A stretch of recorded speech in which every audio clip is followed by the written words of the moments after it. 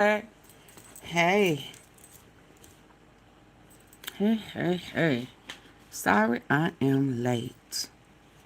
Little bit. Not too bad. Baby, I figured out something just a minute ago. I don't know if I need to say it now or say it later. I don't know if I need to. Y'all come on in, hit the like button. I got a couple of things I want to talk about.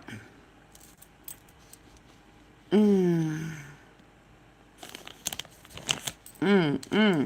on. Get this set up and situated. There's some moving parts going on. Trying to get some clarity on what's really happening. What's happening with the cabinet? He caught on tape ruling seals. Trump prison. Judge is ordering new cabinet. I mean, this is kind of all over the place.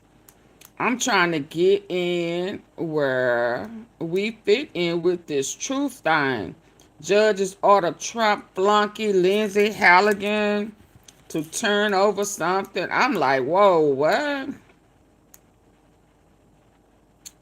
So I'm trying to get in where we fit in with all of this. Let me start with here with Jack. Y'all know I like Jack. There's certain ones I like because he gonna keep it REAL with us. Let's hear this. Eastern, a recording surfaced in federal court filings. This morning at 9:14 a.m. Eastern, a recording surfaced in federal court filings that changes everything about this case. And before you dismiss this as another political story that goes nowhere, I need you to understand what we're dealing with here. I'm not talking about speculation. I'm not talking about anonymous Because it have sources. been going I'm nowhere. talking about audio evidence, actual recordings, words spoken, actions taken, and a timeline that prosecutors He's been dream telling about. on himself. I've built obstruction of justice cases for 30 years. War crimes tribunals in The Hague, organized crime prosecutions, public corruption investigations. And I can tell you this with absolute certainty. When you have someone on tape ordering the destruction of evidence after a federal subpoena, that's not a gray area. That's not a political witch hunt. That's a prosecutor's roadmap to conviction. So here's what I'm going to do. I'm going to walk you through the actual recording, not what cable news says about it, Okay. not what partisan commentators claim it means. I'm going to play you what was said, show you the documents that corroborate it, and walk you through the timeline of what happened immediately after that conversation took place. Okay, walk us through, Because walk here's us what makes through. this recording different from every other piece of evidence in this case. It's not just about what was said, it's about when it was said, who it was said to, and what actions followed within hours.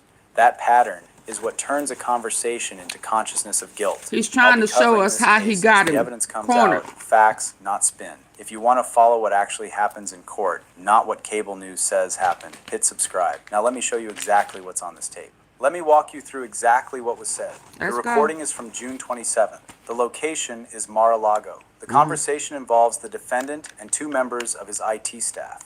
And the context is critical. This is 4 days after a federal grand jury subpoena was served demanding all classified documents be turned over to the National Archives. So here's his the quote. IT, These are the okay. exact words on the Make it recording. disappear. I need you to make sure those files aren't accessible anymore. Can you handle that? The IT director responds, "You mean delete them?"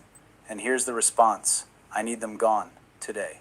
Now the defense claims this was routine document management, standard operating procedure for any organization dealing with old files. But let me show you what the server logs reveal. June 27th, that conversation happens at 2:47 p.m. June 28th, 6:23 a.m. The IT director sends an email to the systems administrator with the subject line, "Urgent deletion request." The body of the email lists specific file locations, not random old documents. Specific folders that match the categories listed in the federal subpoena. June 28th, 11:15 a.m. The systems administrator confirms deletion of 472 files from those exact locations. June 29th, federal investigators arrive for a scheduled compliance check. They're told all responsive documents have been turned over. The server logs showing these deletions aren't mentioned. Now, you might be thinking, people delete things all the time. Organizations clean up their servers. How is this different? Fair point. Let me show you why the answer is no, this isn't routine. You've heard the term spoliation of evidence. In court, that's the legal concept. In plain English, it means destroying evidence you know someone's looking for. But here's what makes it criminal obstruction. You have to know there's an investigation or legal proceeding, and you have to act with intent to impair that proceeding. The subpoena was served June 23rd, 4 days before this conversation. That's not debatable. The defendant signed the receipt. The timeline doesn't lie. And when you delete files 4 days after a subpoena specifically demanding those categories of files, that's not document management. That's consciousness of destroying guilt. evidence. This isn't the first time. Let me show you the pattern, because in 30 years as a prosecutor, Y'all hit the like button coming in. Once is an accident. Please. Twice is coincidence. 3 times is a pattern. And patterns prove intent in court. March 15th. Oh, wow. First incident. The National Archives sends a formal letter requesting return of presidential records. 23rd. 4 days before this conversation. That's not debatable. The defendant signed the receipt. The timeline doesn't lie. And when you delete files 4 days after a subpoena specifically demanding those categories of files, that's not document management. That's consciousness of guilt. This isn't the first time. Let me show you the pattern, because in 30 years as a prosecutor, I've learned one thing. Once is an accident. Twice is coincidence. 3 times is a pattern. And patterns prove intent in court. March 15th. First incident. The National Archives sends a formal letter requesting return of presidential records. 15 boxes are eventually returned. But here's what investigators found later. Gaps in the document timelines. Specific categories missing. And testimony from staff that they were told to sort through materials before sending them. May 3rd. Second incident. Like the Epstein grand jury file. issues its first subpoena for surveillance footage from Mar-a-Lago. The footage is provided. Thank you, but there's a Janet. problem. The metadata shows portions were deleted the day before the subpoena was served. The defense claims technical cannot malfunction. destroy records. The You're IT so right. vendor's testimony contradicts that. Especially after a subpoena. Once is an accident. Twice is coincidence. 3 times is a pattern. And patterns prove intent in court. March 15th. First incident.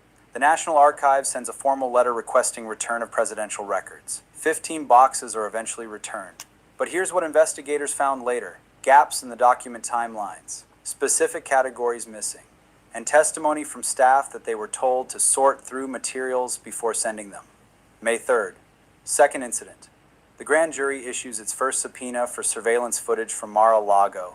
The footage is provided, but there's a problem. The metadata shows portions were deleted the day before the subpoena was served. The defense claims technical malfunction. The IT vendor's testimony contradicts that claim. They say deletion was manual, not automatic. June 27th. Third incident. The recording I just played you. Delete the files. Make them gone. Today. 3 times over 3 months. 3 different requests for evidence. 3 instances of deletion, concealment, or incomplete production. That's not bad luck. That's not incompetence. That's a pattern of behavior designed to obstruct a federal investigation. And here's what prosecutors care about. The pattern shows intent. You can argue 1 deletion was accidental. You can claim 1 gap was oversight. But when it happens 3 times, each time right after investigators request specific materials, that proves you knew what you were doing. Absolutely. You knew they were looking. And you intentionally tried to keep them from finding it.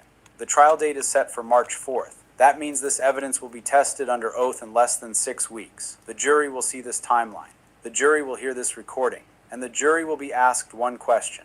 Does this pattern show intent to obstruct? Let me know in the comments.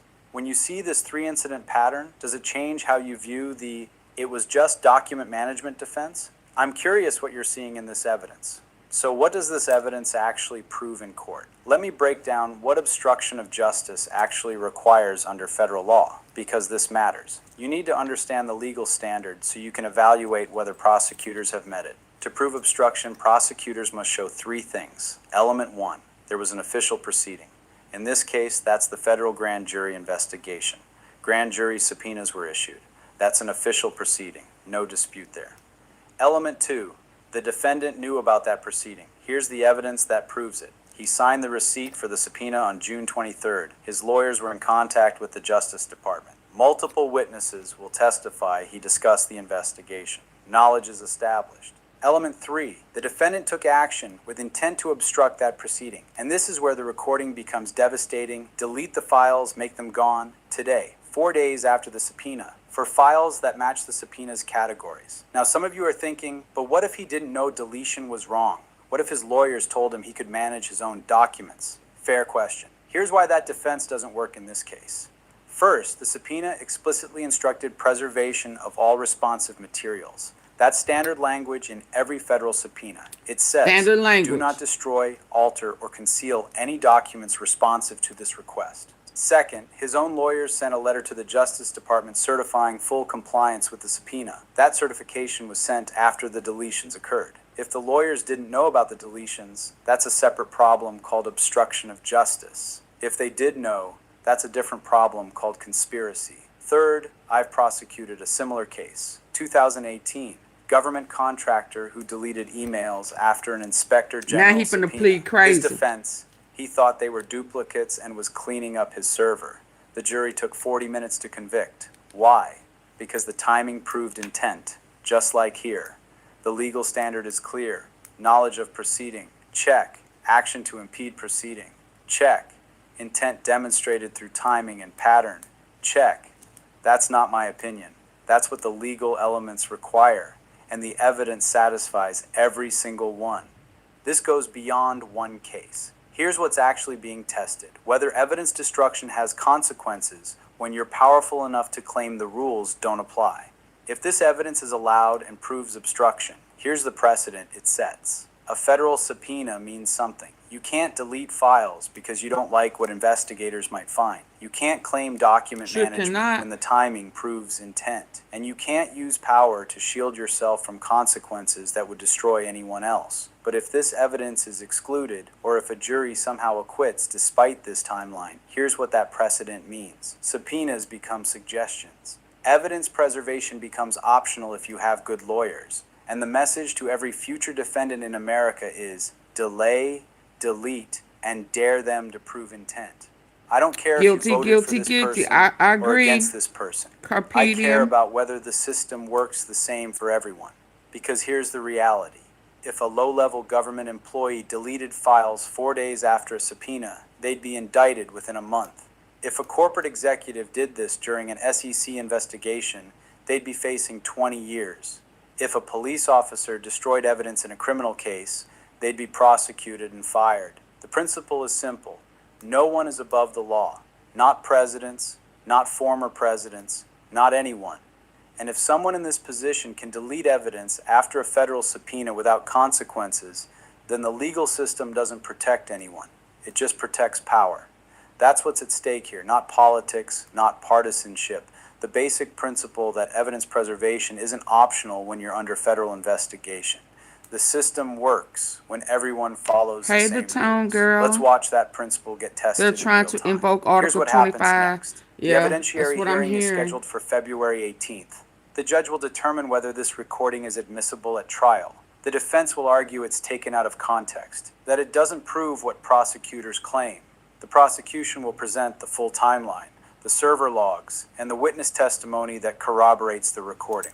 Watch for this. If the judge rules the recording admissible, that signals she believes the pattern evidence is strong enough to show intent. If she excludes it, you'll hear why in her written order. Federal judges explain their reasoning. We'll know exactly what legal standard wasn't met. The trial starts March 4th. Discovery is complete. The witness list is filed. The jury will be seated from citizens in South Florida, and they'll decide whether the evidence proves obstruction beyond reasonable doubt.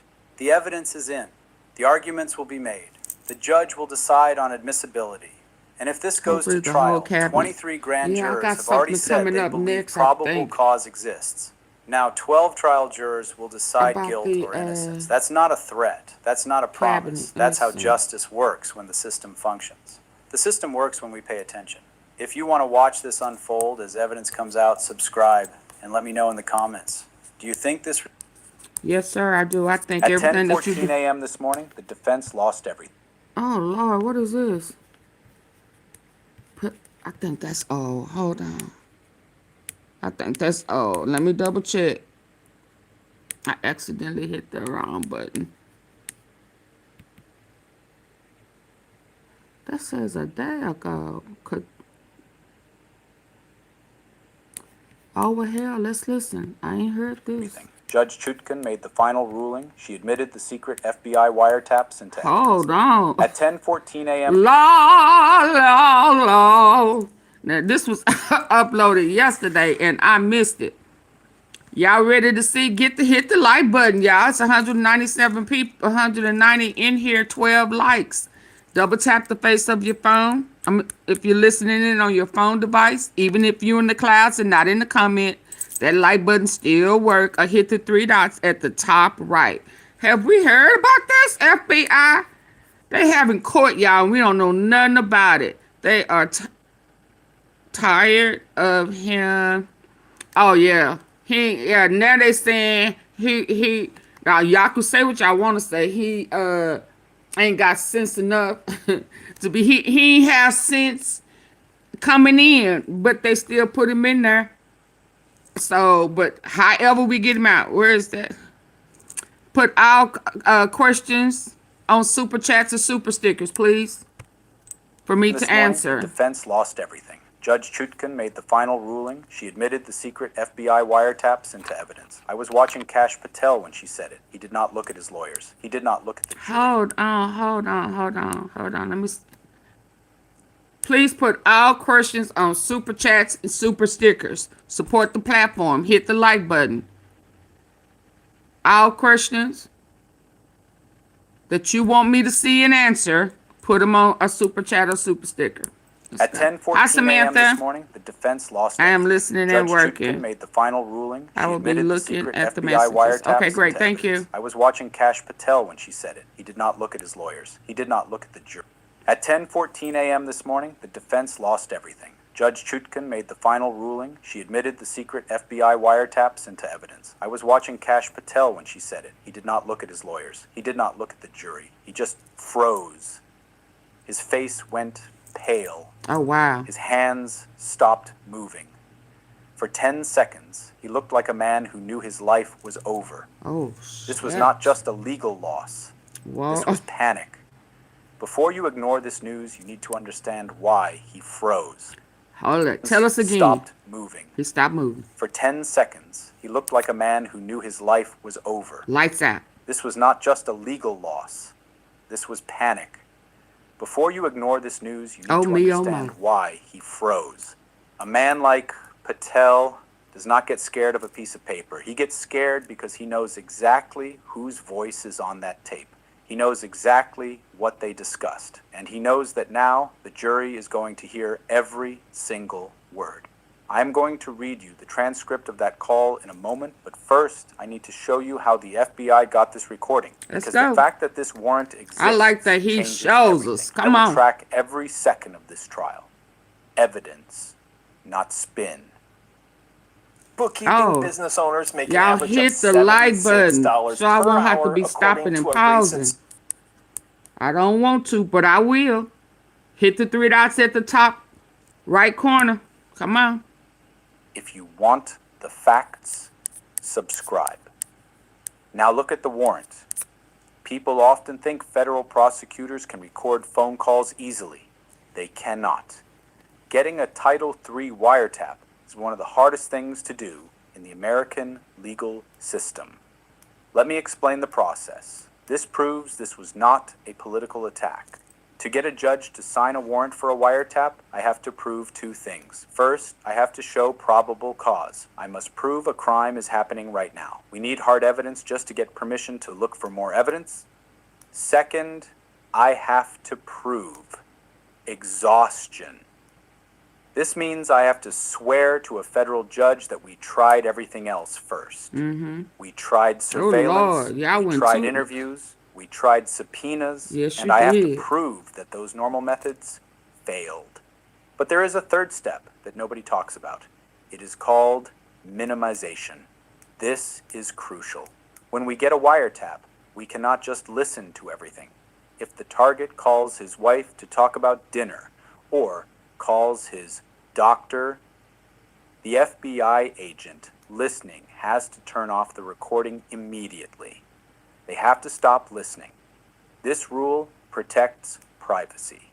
The fact that these specific tapes were admitted means they passed the minimization test. It means the judge reviewed the logs and confirmed that the FBI only recorded criminal conversations. It proves the agents followed the rules perfectly.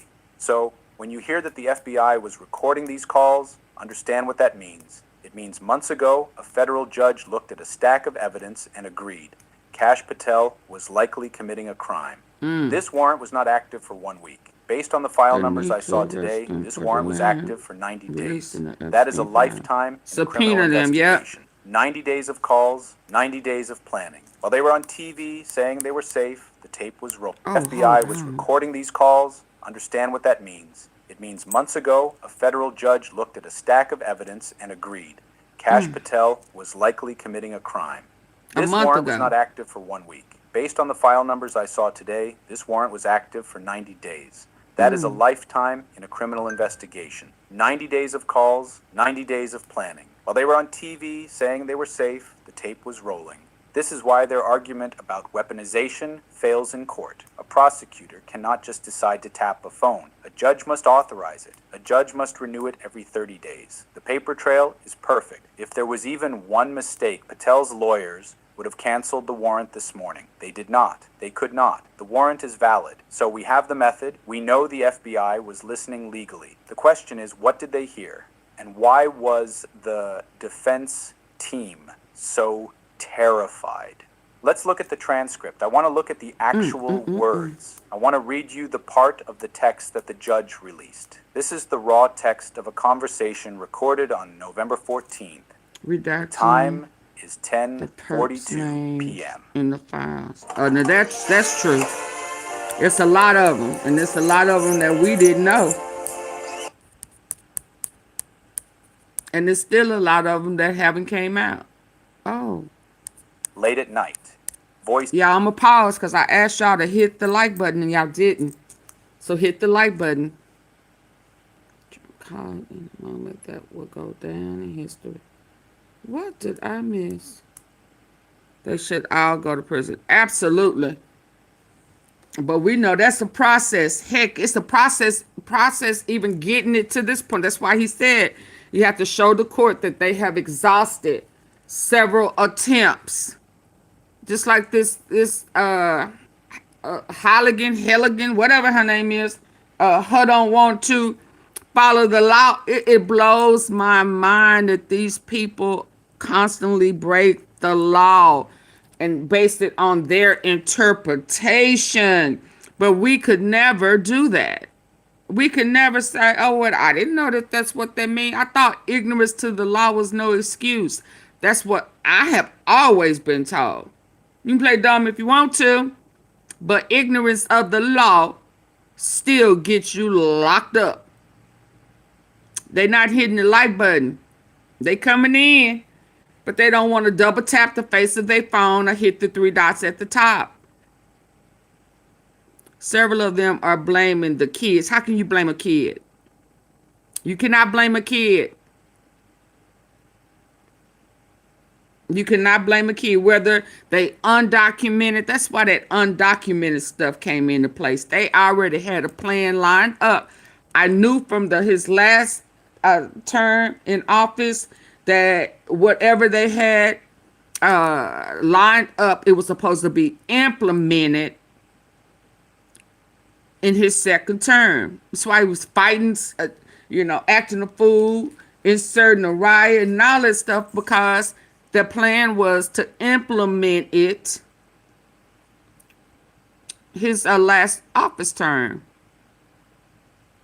They absolutely deserve justice. Absolutely deserve justice. And if you don't think that they deserve justice, this ain't the platform for you. I try to be upfront and honest, so sending me those back office or behind the scene comments is not going to change my view. It's going to allow me to be able to look at you, see what you about, how long you had your account, to see if you're a troll or not, then block you. That's all it's going to allow me to do. My view ain't going to change. It's always pro-victim. I'ma stand 10 toes down, and if have to, 10 fingers down. We gonna get down for the victims.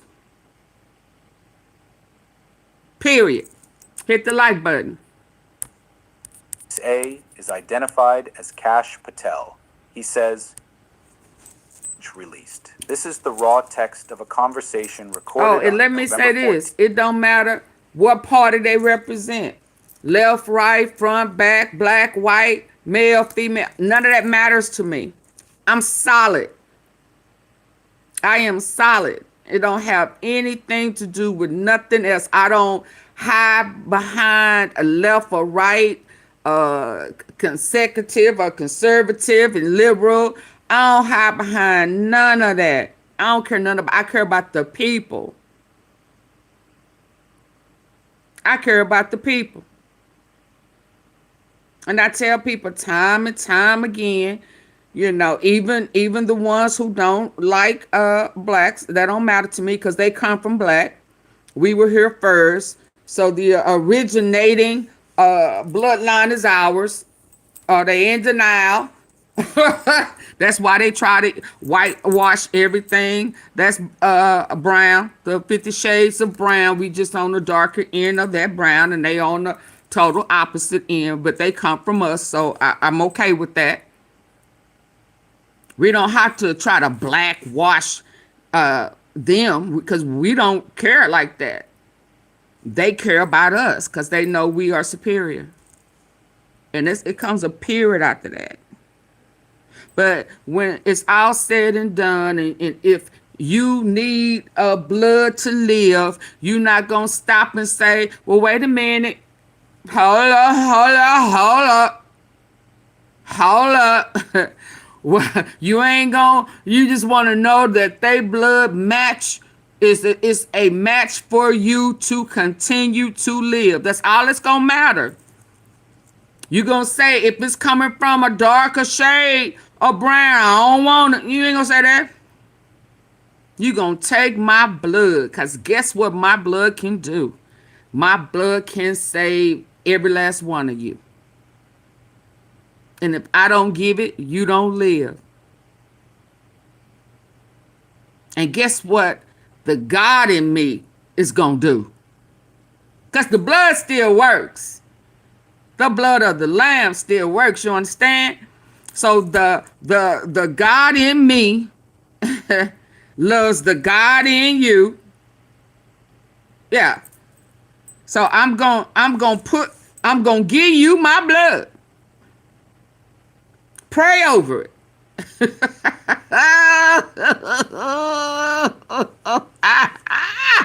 So guess what that means? Huh? Guess what that means? It don't matter what color you are. I'm going to pray over my blood. I'm going to let you have it. And let the Lord do the rest. Amen. Let's go. All that other stuff don't matter to me. I'm solid for victims. And as far as this is concerned, it's law and order, baby. So we have the method. We know the FBI was listening legally. The question is, what did they hear? And why was the defense team so terrified? Let's look at the transcript. I want to look at the actual words. I want to read you the part of the text that the judge... Somebody didn't like that. They took their life back. I don't care. Recorded on November 14th. I don't care at all. Is 10:42 p.m. Late at night. And guess what? Even if they're Zionists, they're going to get their blood. They're going to have some God-led blood. Yeah. Guess what that means? Yeah. Voice A is identified as Kash Patel. He says, I'll back it up. Is I'm the line sorry. safe? So terrified. Let's look at the transcript. I want to look at the actual words. I want to read you the part of the text that the judge released. This is the raw text of a conversation recorded on November 14th. The time is 10:42 p.m. Late at night. Voice A is identified as Kash Patel. He says, is the line safe? Voice B replies, it is a burner phone. We are good. Let me pause there. In 30 years of prosecuting crimes, I have never heard two innocent people start a call by asking if the line is a burner. That question proves they knew they were doing something wrong. If you are discussing legal policy, you do not Who need a asked it? burner phone. You use a burner when you do not want the police to see the call. But let's look deeper at the technology. Oh, They thought a burner wow. phone I ain't was never safe. asked nobody They were that. wrong. A burner phone only hides your name on the bill. It does not hide the phone's location. It does not Wow. hide the voice. And if the FBI is already watching you, they can see I which asked phone you, are you towers your burner phone recording? is But not using. nothing They about no match the burner phone. location of the burner phone to Patel's known Who asked location. that? Are you recording me on a burner phone? Who asked that? I ain't never in my life asked that. Burner Wow. phone was safe. They were wrong. A burner phone only hides your legal policy. You do not need a burner phone. You use a burner when you do not want the police to see the call. But let's look deeper at the technology. They thought a burner phone was safe. They were wrong. A burner phone only hides your name on the bill. It does not hide the phone's location. It does not hide the voice. And if the FBI is already watching you, they can see which phone towers your burner phone is using. They match the location Oh, of the burner wow. phone to Patel's known location. That is how they identified him. They Patel. thought they were being smart. They were actually leaving a digital footprint. Patel then says, the package is still in the gray location. We need to move it before the grand jury meets on Tuesday. Patel. We knew you was crooked, but meet me in Valhalla for real? you dirty like that? Oh wow, y'all, this is mind blowing. Hey, Naturally Nolans, this is super mind blowing. Knew you was dirty, but wow. The FBI is already watching you. They can see which phone towers your burner phone is using. So, haven't I asked this? Who monitors?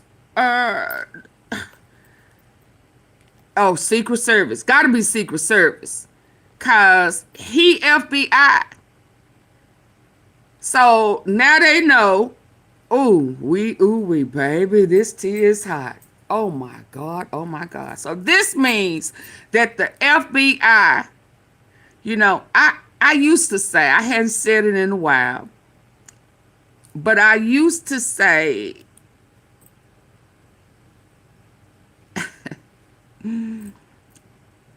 a big brother always watching. They say big brothers always watch. So the feds is always watching.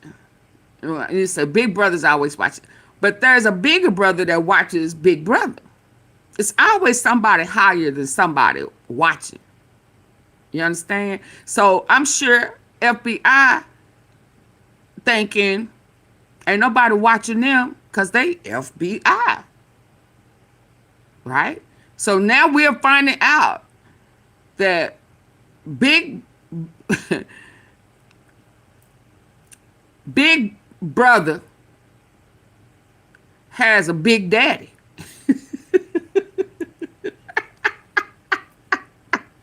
And if big brother doing some dirty shit, then big daddy watching big brother.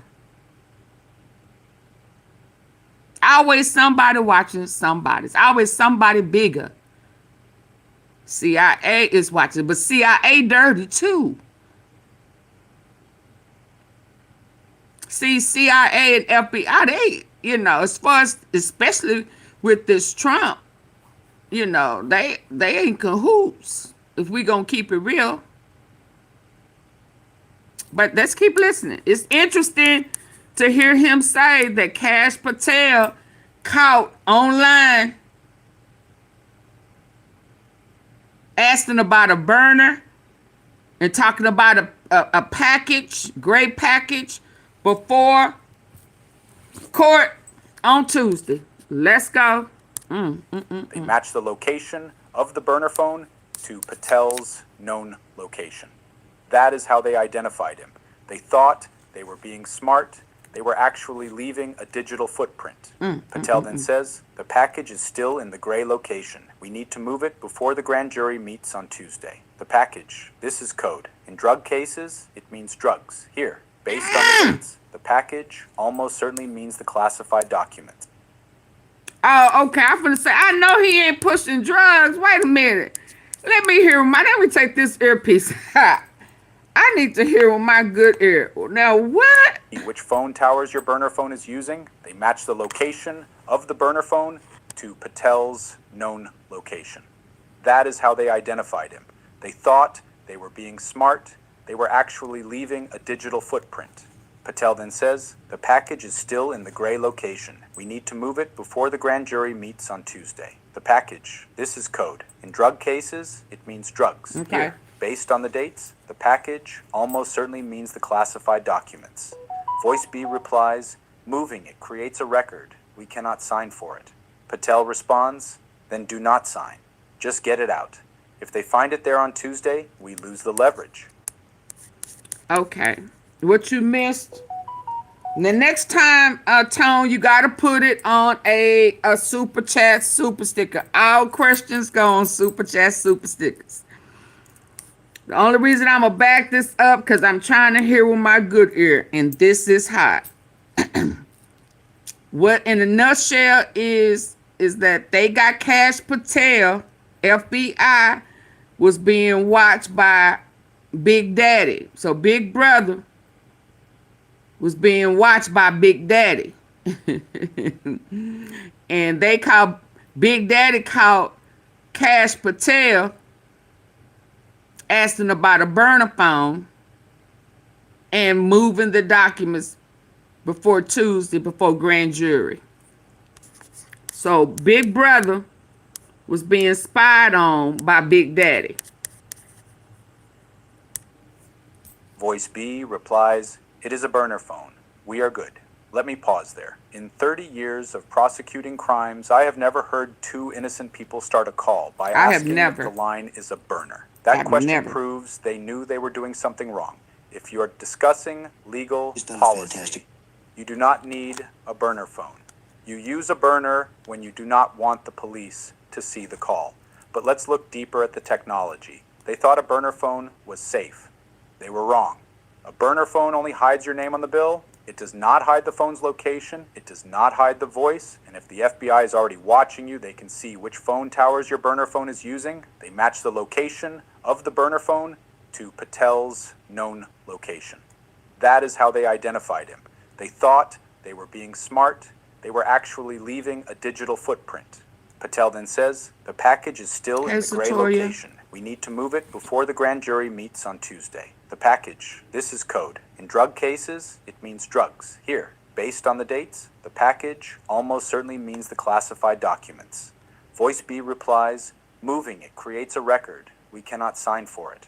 Patel responds, then do not sign. Just get it out. If they find it there on Tuesday, we lose the leverage. Listen to that word. Leverage. Not national security. They view these state secrets as leverage. And look at the date. November 14th. That was 2 days after the Department of Justice demanded the documents back. They were not discussing how to return the documents. They were discussing how to hide them. This destroys their defense. If these were personal records, why use code words? Why use burner phones? Why panic about the grand jury? You do not hide legal property. You hide illegal things. The judge allowed this clip because it proves intent. It proves y'all please hit the like button coming in. It was not a mistake. It was a coordinated effort to hide evidence. When this audio played, the courtroom was silent. Patel was looking at his shoes because he knows that code words do not work when the jury has the answer key.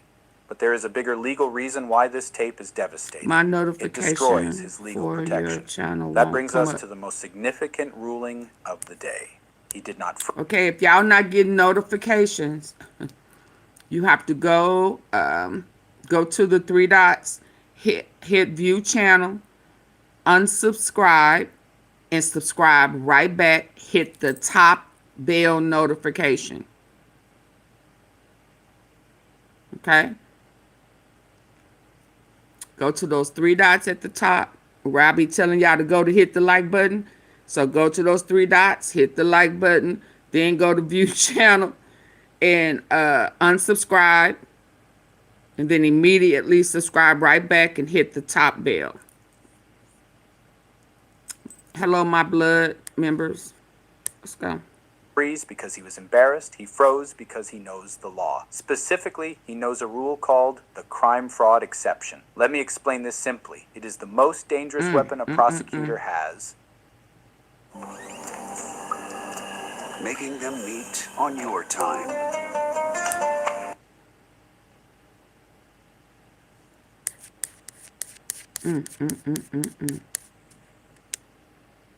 Normally, conversations between a client and their lawyer are private. We cannot touch them. It is a sacred protection. You have the right to talk to your team to prepare your defense. However, there is one major exception. You cannot use that privacy to commit a crime. If a prosecutor can show a judge that the conversation was used to plan a crime, the privacy disappears. Gone. This is a very high standard. In the legal world, we call it the Zollin standard, named after a Supreme Court case. To win this, I have to show the judge specific factual evidence that the lawyer's advice was used to break the law.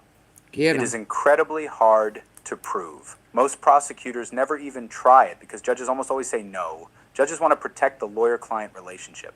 But here, Judge Chutkan said yes. By admitting these tapes, Judge Chutkan has ruled that a crime was likely happening during that call. She has removed his protection. That is why Patel froze. Think about what this means. If the crime fraud exception applies to this call, it likely applies to everything.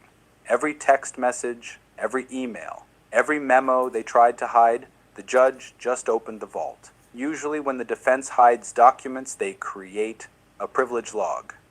This is a list of documents they refuse to give us.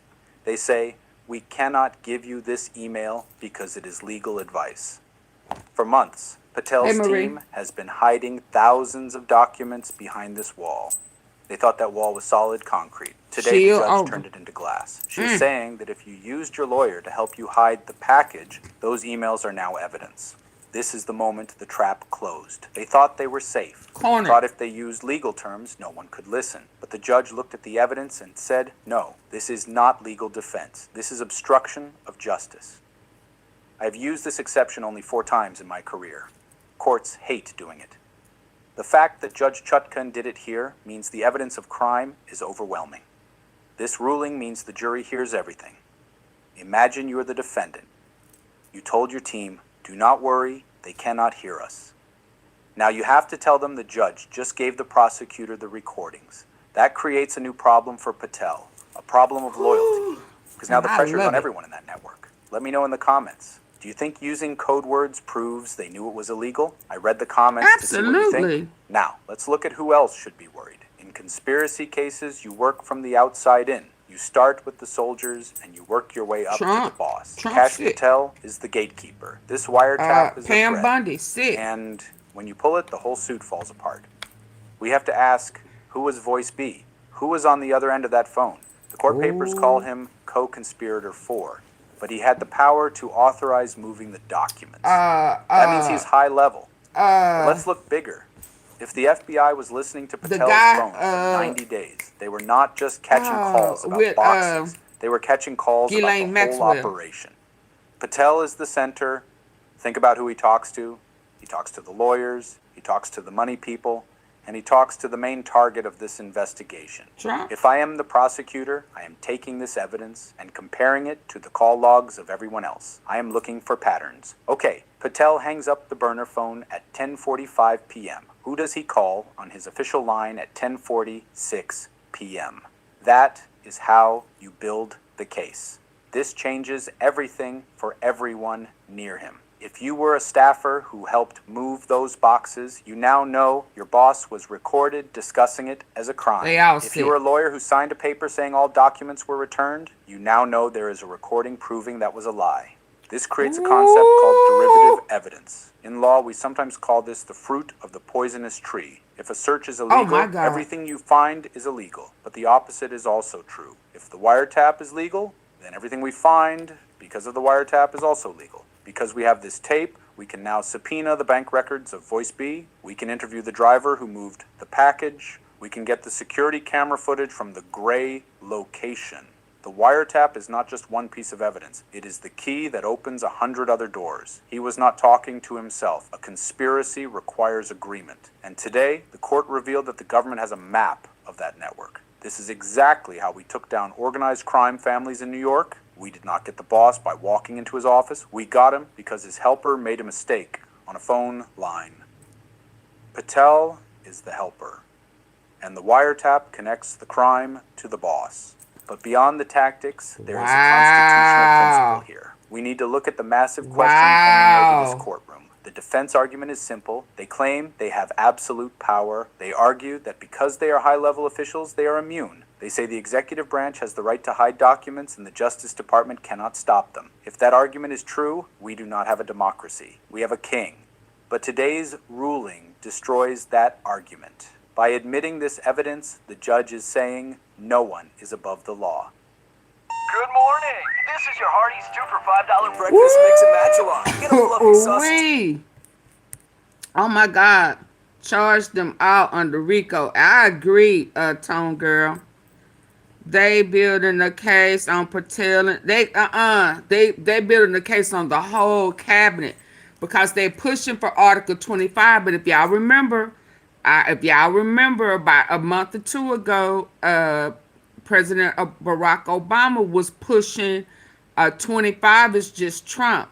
They need 1, 2, and 3, or 3, 2, 3, and 4. They need more than those additional articles in order to get the whole cabinet. So hopefully that's what they are doing right now. Sounds like it. But if y'all come on and hit the like button, I'll take y'all to that. Baby, because the tea is hot. Baby, the tea is hot. Hit the like button, double tap the screen. Hit the like button, double tap the screen. Or hit those 3 dots at the top right corner. Oh, baby. Y'all not gonna hit the like button? Right now, it's 158 people in here. I'm 47 minutes in. I only have 56 likes.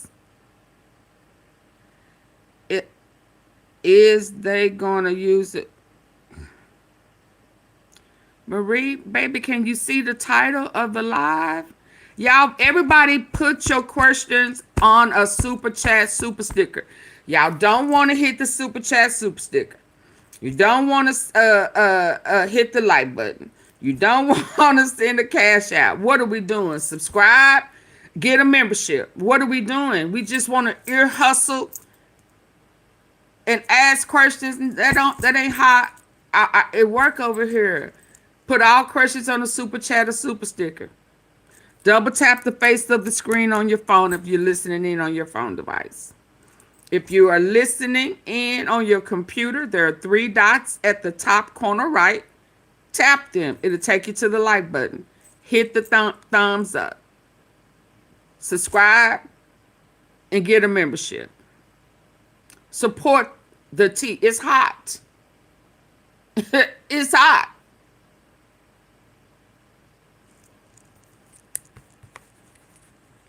There's no disrespect. And there's also the option to leave and go somewhere else and get the tea, a month or 2 later.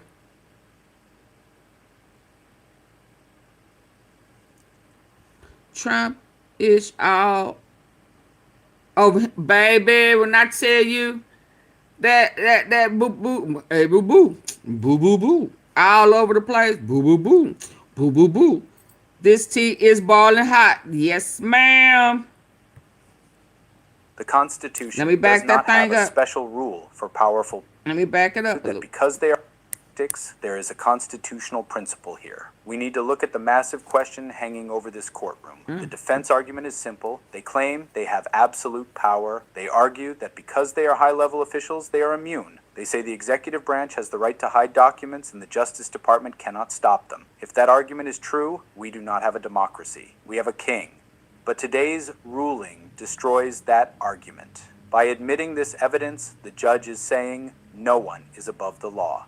The Constitution does not have a special rule for powerful people. It does not say that regular citizens must follow the law, but chiefs of staff do not. It does not say that obstruction of justice is a crime for you, but a tactic for them. I swore an oath to defend the Constitution. So did Judge Shockin, and what happened today was the Constitution working. It was a check on power. If we allow government officials to use burner phones to hide state secrets, we have validated corruption. True justice is stripping that secrecy away. This is not about politics. It is about whether the law still matters. If this evidence is hidden, we have crossed a dangerous line. But if the jury hears it, then the system holds. It's over. This reminds me of the Watergate tapes. In the 1970s, the Supreme Court had to decide if the president could hide his recordings. They ruled unanimously that he could not. Absolutely They not. said that the need for criminal evidence is more important than executive secrecy. Judge Shockin is applying that same rule today. She is standing on the shoulders of history. She is saying that a crime committed in the White House is still a crime. They want you to believe this is unfair persecution. The evidence you shows crazy? it is prosecution. It's There is a intentional. difference. Persecution looks for a person and Crimes. finds a crime. Prosecution finds a crime and follows it to the person. The wiretap proves the crime. The timeline proves the intent. Now the court must follow it to the person. This ruling is a victory for truth. Democracy needs sunlight. Today, we got some. We got to look into the dark room where they decided to hide the truth. And now that the light is on, it is very hard to turn it off. So, what happens next? Oh, I'm sorry. The I defense hope your team is husband panicking. he'll Panic leads have to a speedy mistakes. recovery. I expect to see many emergency filings in the next 48 hours. They will try to appeal. They will try to delay. Okay, I'm sorry. Say But here's that. the reality. So we expect appeals. Expect for them to put it off. Come The on. intent. Now the court must follow it to the person. This ruling is a victory for truth. Democracy needs sunlight. Today, we got some. We got to look into the dark room where they decided to hide the truth. And now that the light is on, it is very hard to turn it off. So, what happens next? The defense team is panicking. Panic leads to mistakes. I expect to see many emergency filings in the next 48 hours. But panic and mistakes. I mean, knowing that they have these recordings, would it be even smart enough to even continue to? Yeah, they gonna try it. They gonna try it anyway, ain't they? They gonna try it anyway. I'll be like, oh hell no. I wouldn't trust nothing or nobody, but carry on, silly people. I mean, but they've been getting away with it for so long. I get it. Let's go. Must follow it to the person. This ruling is a victory for truth. Democracy needs sunlight. Today, we got some. We got to look into the dark room where they decided to hide the truth. And now that the light is on, it is very hard to turn it off. You ain't So, never lied. what happens next? The defense team is panicking. Panic leads to mistakes. I expect to see many emergency filings in the next 48 hours. They will try to appeal. They will try to delay. But here's the reality. Appeals in the middle of a trial are rarely granted for evidence like this. The higher courts usually let the trial judge decide. This means the tape Come in, stays. hitting the like jury button, please and is thank going you. to hear it. Yeah. The it's freeze been we saw time. today, that was the realization that the Had to truth is have coming. liquid The defense flame knows from they his can chest. argue about a document, Oh, but my. it is very hard to argue with your many emergency filings in the next 48 hours. They will try to appeal. They will try to delay. But here's the reality. Appeals in the middle of a trial are rarely granted for evidence like this. The higher courts usually let the trial judge decide. This means the tape stays. The jury is going to hear it. The freeze we saw today, that was the realization that the truth is coming. The defense knows they can argue about a document, but it is very hard to argue with your own voice on a tape recording. The wheels of justice are slow, but they are moving. But they You're turning. seeing it now. It is loud. It is messy, but it is necessary. They can delay, they can deflect, but they cannot erase the tape. I will be here watching every motion because the system works when we let it work. The system works when we pay attention. Subscribe to see this case to... Ooh-wee. They are demonic. The evil is there. Hold on, what I got next? Courtroom lockdown. I don't know you, lady. I don't know you, so I don't know. Hold on. Hi, Eddie. Y'all get the likes up.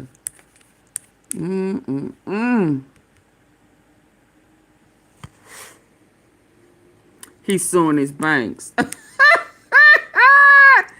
What you suing your banks for, huh?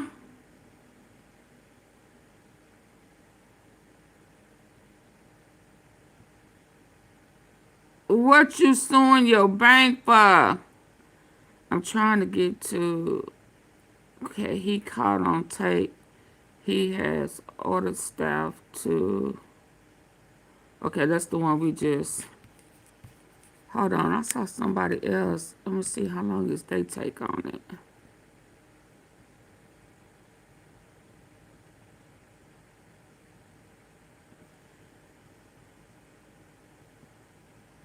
Hold on. But for Melania stripped of title.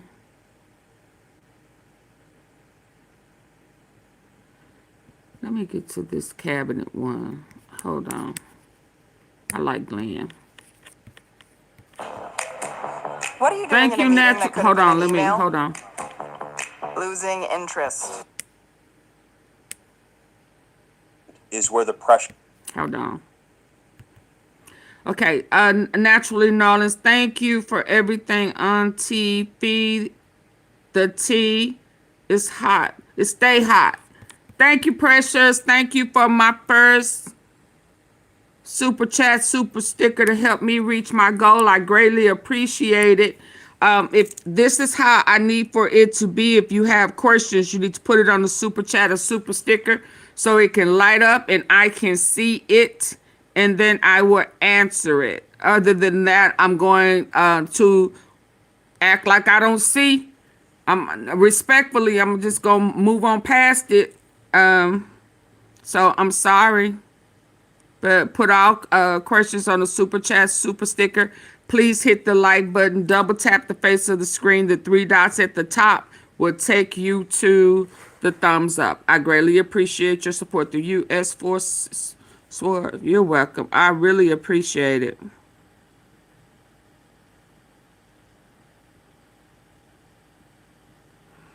Yeah, I don't know how they are. I don't know if the whole cabinet is a terrorist. I do believe the orders that come down and enforced are coming from a terroristic mind dictator. I don't necessarily think that they would do it if it wasn't being pushed. That's just my opinion. Okay, let's hear this. He's talking about the cabinet. Let's hear what he has to say. There's no dispute about this fact. Senior figures inside the United States government are openly questioning the president's ability to govern. That alone marks a serious moment. This is not partisan rhetoric. It is institutional concern. When that concern moves from whispers to action, the system is under strain. The Constitution anticipates moments like this. It provides tools not for politics, but for stability. Those tools are now being discussed with urgency. Power in Washington depends on confidence. Confidence that decisions are sound. Confidence that authority is steady. When that confidence erodes, the consequences spread fast. Agencies hesitate. Allies recalibrate. Markets react. The presidency relies on cooperation more than command. Without it, authority weakens even before any formal step is taken. What makes this moment different is where the pressure is coming from. Not the streets, not television studios, not campaign rallies. It is coming from inside the executive branch itself. Hi, I'm Chef Rick Bayless, and these are my barbacoa beef enchiladas. The first thing we do for the From officials charged with maintaining continuity of government. That shift changes everything.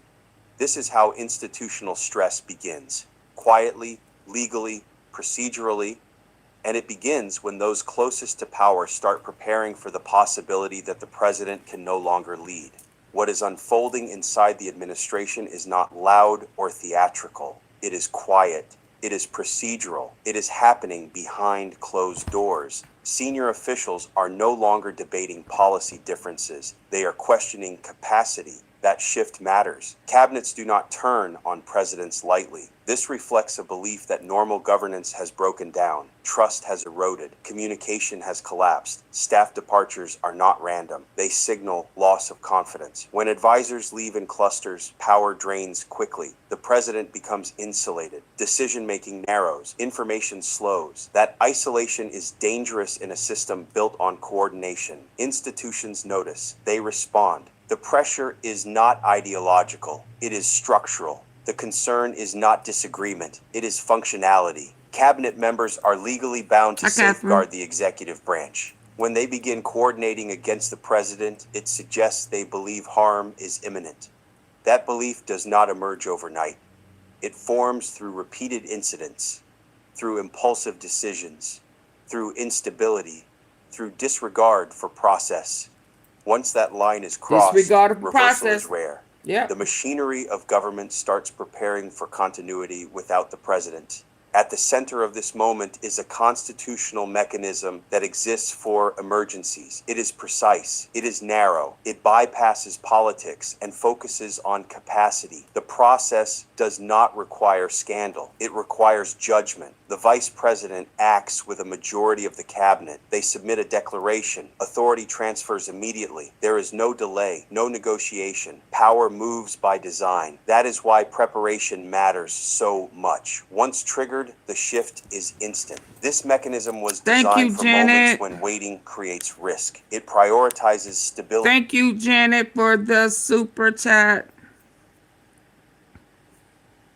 I greatly appreciate it. That's the second tea sipper to help me reach my goal. 2 out of 10. Let's go. Who's next? Let's go. Hit the like button. Double tap the face of your screen on your phone. Or hit the 3 dots at the top right. It'll take you to the like button. Or subscribe. Get a membership. The tea is hot. The tea is hot. Let's go. Over optics. That is why conversations around it are secretive. Public debate would undermine its purpose. The very fact that it is being discussed indicates severity. It means internal actors believe normal checks are insufficient. They believe time matters. They believe the presidency itself must be stabilized. The existence of written commitments changes everything. It transforms theory into readiness. It signals that trust in presidential leadership has failed at the highest level. When constitutional tools move from textbooks to desks, the system is no longer testing ideas. It is preparing to act. The danger now is not speculation. It is proximity. A transfer of authority is no longer abstract. It is mechanically possible at any moment. That changes behavior inside government. Markets react to it. Allies watch it. Bureaucracies slow decisions. When leadership continuity is unclear, orders are questioned, signals blur. Power that might shift overnight is power already weakened. Even before action, uncertainty reshapes control. The presidency depends on predictability. When predictability collapses, authority follows. A sudden transfer does not require public consent. It relies on internal judgment. That reality unsettles institutions built on visible legitimacy. Foreign governments begin contingency planning. Military command structures seek clarity. Senior officials hedge language. Every pause reflects risk management. This is how power erodes before it formally moves. The office remains occupied. The influence does not. The legal design accelerates that erosion. Once the mechanism is prepared, the president governs under a shadow. Each decision is weighed against possible reversal. Cabinet members become less responsive. Staff hesitate to execute directives that may soon be invalid. That hesitation compounds. It creates paralysis. Governance becomes reactive. The executive branch drifts toward caretaker mode even before any declaration is filed. At the center of this risk stands the Judge vice is president, not as a rival, titles. as a constitutional actor. The role is defined precisely. Y'all, the judges are stripping titles in this cabinet. Oh Lord, oh Lord. Auntie Fee, what do you mean? The judge is stripping titles. Just in case you didn't understand what I said the last time you stood before me, I said you are acting as a lawyer, attorney, in vain. I said that you are not legal and that you no longer need to be representing in this cabinet. You act like you did not understand my orders, or you can play and act like that was not your interpretation. Let me help you. Let me help you. Since you can't understand the words that are coming out my mouth, let me put in an ad for your replacement.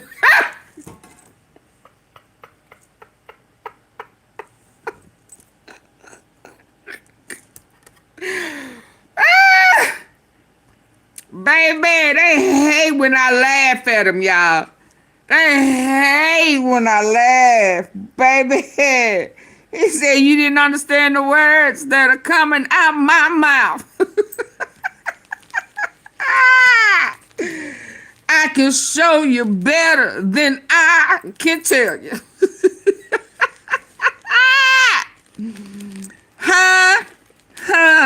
I know you sitting up under somebody who do not like to follow instructions. I know that you're sitting up under somebody who like to play dumb. So let me help you out. Let me help you out. Let me show you how much control I have. You gonna understand today.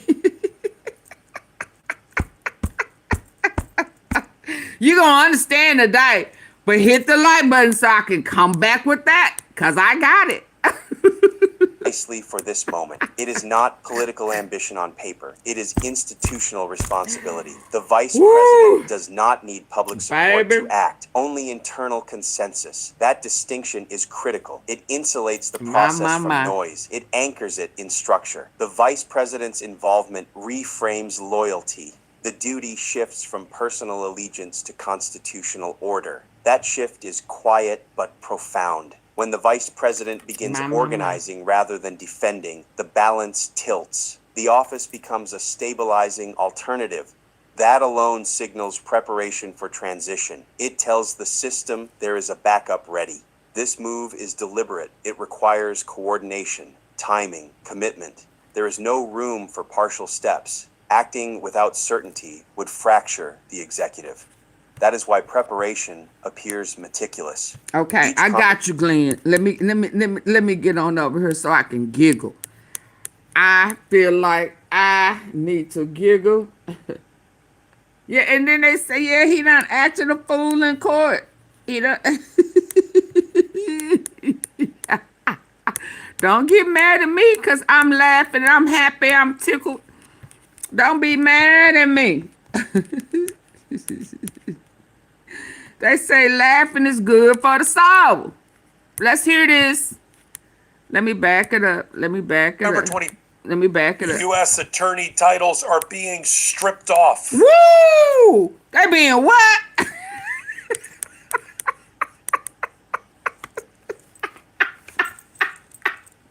They being stripped. What? What you say?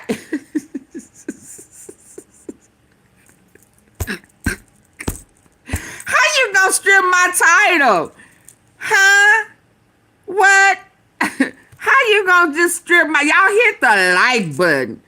Hit the like for the titles being stripped. Double tap the face of your phone. Hit them three. Be the next person to help me reach my goal.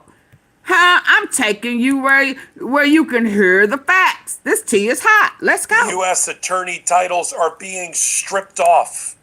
Possible U.S. attorney titles are being stripped off. Like removed? Possible referrals for disciplinary proceedings made by a federal judge concerning not only Lindsay Halligan, but her bosses Todd Blanche and Pam Bondi. Oh, my God. So that's who I was talking about, Blanche.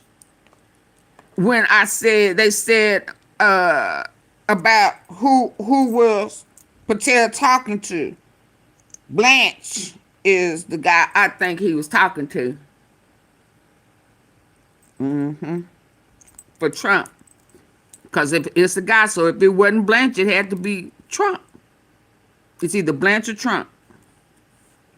But now we hearing they's trying to stripping the titles and refers like when you used to be bad and your teacher used to send you to the principal's office.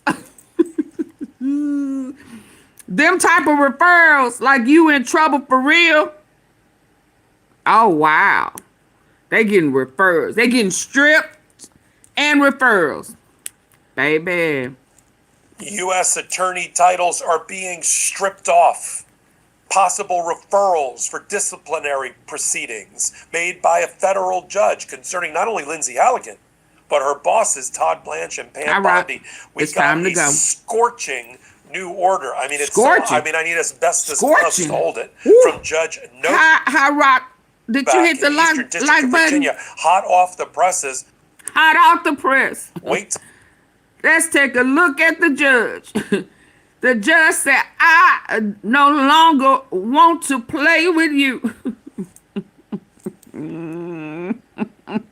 Hear ye. He is writing referrals. Baby, is this not tea? Y'all hit the like button. This tea is hot. This judge right here say, I refuse to play the game with y'all. I have had it. Y'all have been in here more than the law allows because y'all trying to force your way. Ain't that how you got here? Ain't that why you got? Yeah. And you and your homies. Yeah, forcing your way.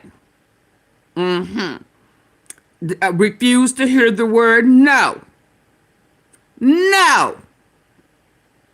The answer is no. So since you can't hear, since you told these people to act like they can't hear me, I'ma strip titles. I don't know how he can do it, but we in to see, huh?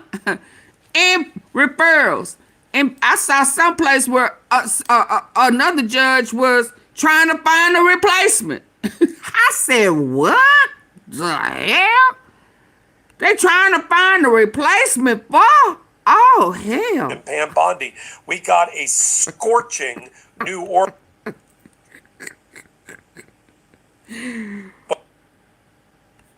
Let's go.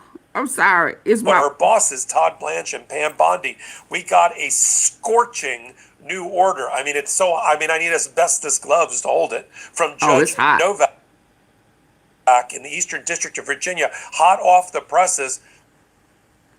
Wait till I read it to you and how he goes after Lindsay Halligan, but also Pam Bondi and also Todd Blanche.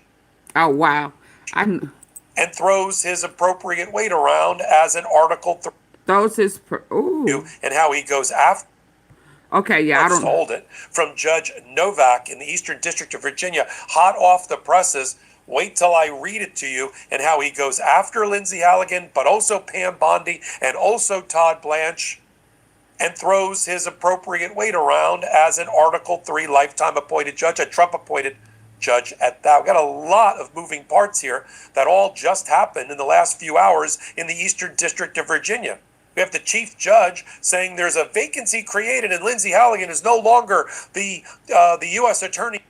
I told you I heard that, didn't I? They have a vacancy.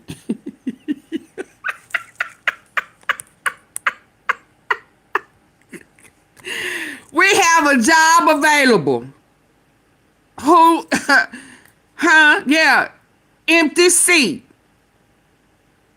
I said, oh, they not playing no more. Oh, shit. They ain't playing.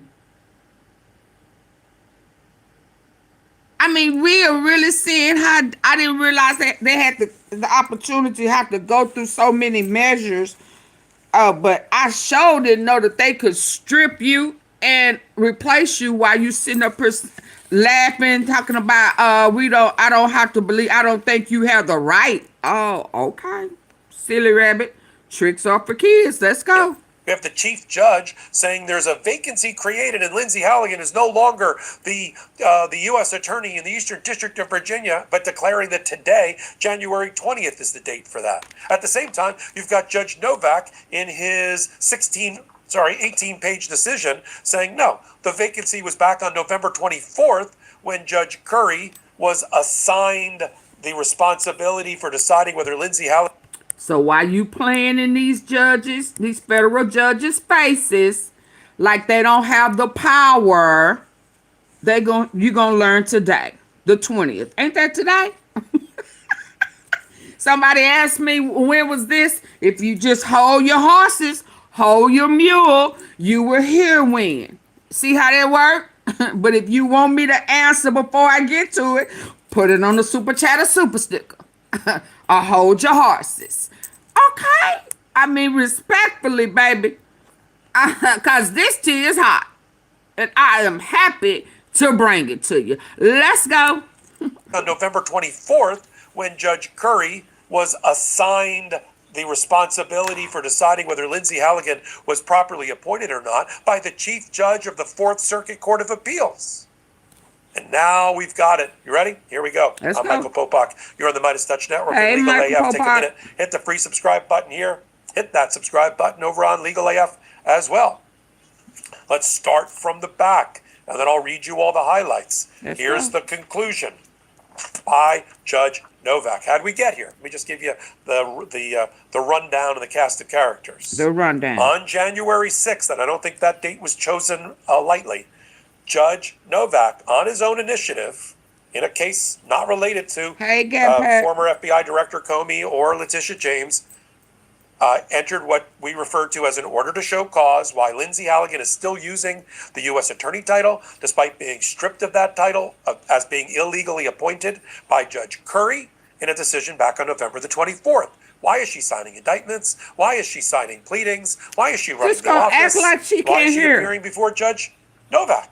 And why, and have her, Halligan, explain herself, sign her own pleading, and explain herself as to why she shouldn't be referred for discipline to have her license taken away. Discipline. For impersonating, violating orders, and the rest. Impersonating. A week later, the Department of Justice blasted Judge Novak.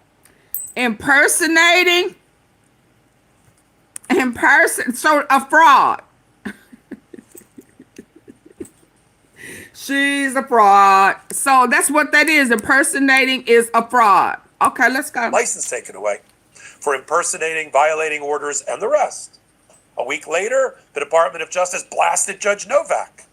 Blasted Judge Novak so inappropriately in calling him an inquisitor, out of control, has no right to challenge her title, and so on, that here's how the judge put it in his order, just to kind of set the stage. Miss Halligan's response, which is on the 6th, joined by Bondi and Blanche, in which she was joined by both the Attorney General and the Deputy Attorney General, page 2 of the judge's order today, contains a level of vitriol more appropriate for a cable news talk show. A which is level where of Lindsay Halligan vitriol. came from, Okay. and falls far beneath the level of advocacy expected from litigants in this court, particularly the Department of Justice. The court will not engage in a similar Yep, tit they for tat can, but and will naturally, instead Norland. analyze the viewpoints. Naturally, Norland say you can do a super chat for $2. So she's asking for everybody to do a super chat for $2. Can we get, it's 305 people in here, a $2 super chat? You're absolutely right, Mrs. Norlands. Thank you for reminding. $2 super chats. It's 327 people in here. $2 super chat. Can we get that rolling? Super chats is that $ box down there at the bottom. It's a $. Hit that box. It'll take you to the super chat, super sticker, and memberships. You can double tap the face of your phone as well as hit those 3 dots at the top right corner.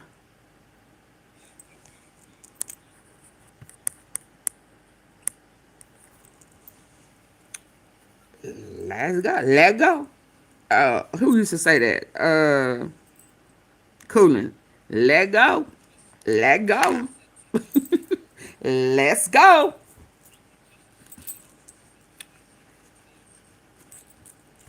Let's hear this tea in the meantime. But if you can't do a $2 super chat, super sticker, you may want to double tap the face of your phone if you're listening in on your phone. What time is a phone device? Or hit those 3 dots at the top. Or I'm just going to stand right here. Looking cute.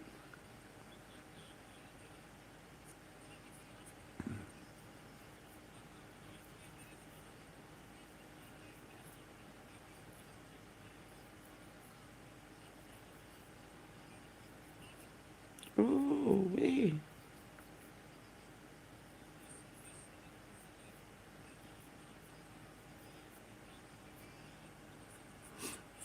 Two people.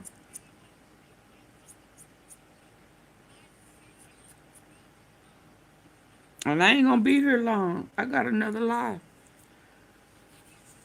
Hi, Jarrell, Azure, Jermaine Dupree. What do you mean? What is Jermaine Dupree let go? Oh, he said that let go. From and falls far beneath the level of advocacy expected from litigants in this court, particularly the Department of Justice. The court will not engage in a similar tit for tat and will instead analyze the viewpoints that Ms. Halligan I'm not offers gonna to go back and justify forth her with you. continued identification of her position as the U.S. Attorney before this court. Ultimately, the court concludes that Ms. Halligan's continued identification of herself as the U.S. Attorney for this district ignores a binding court order and may not continue. Otherwise, Ms. Halligan and anyone who joins her on a pleading containing the improper moniker subjects Y'all hear themselves that? to potential Y'all hear that? disciplinary. And anybody who joins her, if you want to continue to play this game, if she want to do it by herself, cool. But if you want to join her in this, feeding her this untruth, unlawful truth, you can get it too. That's what I got from that. But let's hear this. Otherwise, Ms. Halligan and anyone who joins her on a pleading containing the improper moniker subjects themselves to potential disciplinary action. That's how he starts off the order. That's how, okay. Because the Department of Justice said, how dare you, with like temerity, how dare you, judge, to be the inquisitor? You don't have the inherent authority. And then they have this big part of their filing, which said, we don't agree with Judge Curry, even though she was assigned the task of determining whether Lindsay Halligan was illegally appointed or not as a judge. We don't agree with the person in the black robe. We have our own opinion about what her order means. How you gonna say? But y'all know what? In the beginning, they did. I mean, we should have known this because Trump made mention that with the people that he had in place, his DOJ was going to run off of their interpretation of the law. So they was going to always say, that's not how I interpret it. He put that out there. You know, that's a part of their religion whatever they plan to do, they have to let you know up front what their plan to do is, so that if, I guess that's how they'll judge on their merit in their religion, if you tell them what you're gonna do and you pull it off, they let you, or whoever let you do it. That's why he thinks that he has so much power. That falls in line when he said they can see me. I can go out on 54th Street and unalive somebody, and they will still back me. Or if I say it wasn't me, they will follow it and say it wasn't me. That is the MK Ultra, where they have conditioned your mind to bypass morals. I guess that's another way how they know who has morals and who don't. If they're going to continue to lie for them, even though they see the truth, they will try to find a way to justify what they just have seen and lie. He said that. So that's what they have been doing, is playing on interpretation. That's not how I interpreted that. Where if you was not clear with what I said the law is, then you should have asked. But carry on. Agree with Judge Curry, even though she was assigned the task of determining whether Lindsay Halligan was illegally appointed or not. As a judge, we don't agree with the person in the black robe. We have our own opinion about what her order means. Her order on November 24th quite clearly said that not only has she declared that Lindsay Halligan was illegally appointed, because there's only 4 ways to fill a vacancy after the vacancy has been filled once before, because we had Eric Seibert in that seat until he quit or was fired because he wouldn't go after James Comey or Letitia James. He was the 120-day acting interim allowed by the statute. You don't get another. After that, you only can fill it, as Judge Curry outlined, if you use the first assistant, right, the deputy to the attorney to the U.S. attorney. Well, they didn't want to use that because that's not Lindsay Halligan. Or they could have pulled somebody who had been confirmed by the Senate, but for a different role, like, the Department of Agriculture, and stick that person in there for a period of time. They didn't want to do that. Or the judges of the district pick and fill the vacancy. That's why. And that's it. And Judge Curry said there's a vacancy that only the Eastern District of Virginia judges can fill. Now, that was November 24th. We waited around for the Eastern District of Virginia judges to rule. Like, what are they waiting for? And that allowed the Trump administration to argue, we don't agree with her order. We think it only applies about Letitia James and James Comey, and nobody else can call it out. And judge after judge, we had 6 judges in the Eastern District, from magistrate judges to Article 3 judges, all saying the same thing. How is Lindsay Halligan running around with the moniker of U.S. attorney when she's not, and violating Judge Curry's order? That's what Novak wanted to know. Here's now, well, let me read to you from the key sections here, starting with the conclusion in the back. And he cuts her some slack for being an inexperienced prosecutor, by the way. This is not insurance. He says the following on page 18. With delicious rewards, you earn points for doing what you love. Digging into your Culver's favorites. Yup. Yeah, he want to put his former, beauty pageant contestants and childhood, how can I put it? People who have been a part of their plots and schemes that have grown up, that they have made these promises to. Sometimes they sent them off to law schools and different schools as promise for not turning them in, and putting them in positions. Yep. Let's go. The court recognizes that Ms. Halligan lacks the prosecutorial experience that has long been the norm for those nominated to the position. Consequently, and in light of her inexperience, the court grants Ms. Halligan the benefit of the doubt and refrains from referring her for further investigation and disciplinary action regarding the misrepresentations to this court. However, this memorandum order provides notice that should Ms. Halligan persist in ignoring Judge Curry's orders or any other matter, the court will initiate disciplinary proceedings against Ms. Halligan and any other signatory to an offending pleading pursuant to Federal Rule of Disciplinary Enforcement 5. That's you, Bondi. That's you, Todd Blanche. Here's what else the judge concludes. Put them in contempt. They're not going to get it until they're The Eastern put in District of contempt. Virginia has long enjoyed the service of experienced prosecutors with unquestioned integrity from both political This parties is to not the a U.S. Attorney position. Despite coming integrity. from different political backgrounds and ideologies, Cabinet. they put the interests of the citizens of the district before their own personal ambitions, as true public servants do. Unfortunately, it appears that this ethos has come to an end. Yeah, we're not nominating ethical people anymore. Everybody, the Trump administration is out of business for that. A district judge acting at the direction of the chief judge of the Fourth Circuit has ruled on behalf of the district judges of this district that Ms. Halligan was invalidly appointed at the United States Attorney. See, that's the point that the judge calls out. The Department of Justice completely ignores that Chief Judge Diaz referred one issue to Judge Curry to decide for the entirety of the district whether Lindsay Halligan was illegally and unconstitutionally appointed. That was her remit. That was her scope.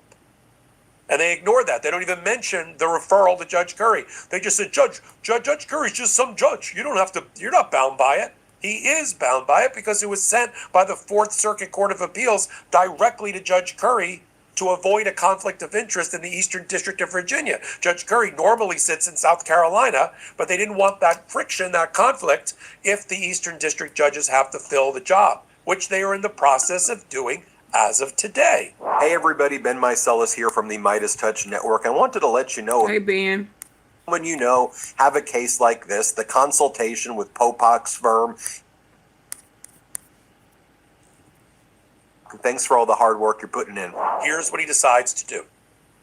Not only is he stripping her of her title, but he's stripping it off of all documents. Woo! He said, for all of these reasons, the court hereby strikes Woo! the words U.S. Attorney from the signature block on the indictment, which is the indictment in this particular case, as well as all other government filings in this case. The government further bars Ms. Halligan from representing herself as the U.S. Attorney in any pleading or otherwise before this court until such time as she is lawfully confirmed by the Senate.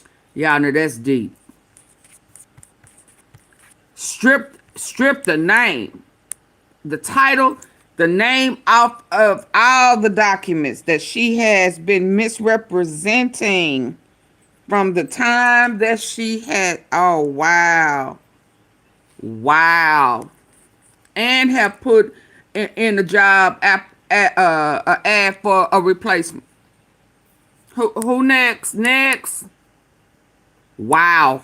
The government further bars Ms. Halligan from representing herself as the U.S. Attorney Wow. in any pleading or otherwise before this court until such time as she is lawfully confirmed by the Senate, and the bar shall be effective as of tomorrow.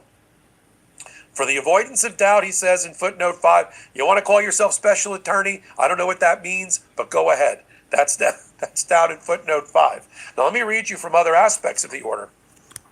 Yo, Particularly, let me go to page kind of one of the major We are not playing. In footnote 5, you want to call yourself special attorney? I don't know what that means, but She tried to create her own or title. otherwise before this court until I'm such time as sorry. she is I'm lawful. sorry. Thank you, KWD. Thanks for keeping us informed. Thank you, Ken in Dallas. Shout out to Big Double. Is it Double D, Triple D? Shout out to Dallas, the DF Dub. Thank you, thank you, thank you. I so greatly appreciate it. Let's hear this tea. This is hot tea. K-Dub, it is hot. Confirmed by the Senate, and the bar shall be effective as Tomorrow. of tomorrow. Oh, wow. For the avoidance of doubt, he says in footnote 5, you want to call yourself special attorney? Wow. I don't know what that means, but go ahead. That's down in footnote 5. Now let me read you from other aspects of the order. Particularly, let me go to page one of the major hooks of his decision making. What we call the radio is about Chief Judge Diaz and the referral to Judge Curry. He said on page 7 or on page 6, In levying the argument, Ms. Halligan fails to acknowledge the unique context of Judge Curry's order. As set forth on October 21, Chief Judge Diaz issued an order designating and assigning Judge Curry to hear and determine pending and future motions concerning the appointment, qualifications, or disqualifications of the United States Attorney or the office. Comey. In Comey matter and all other cases So that involving means James similar too. challenges. Ooh. Once and for all, it's Judge Curry.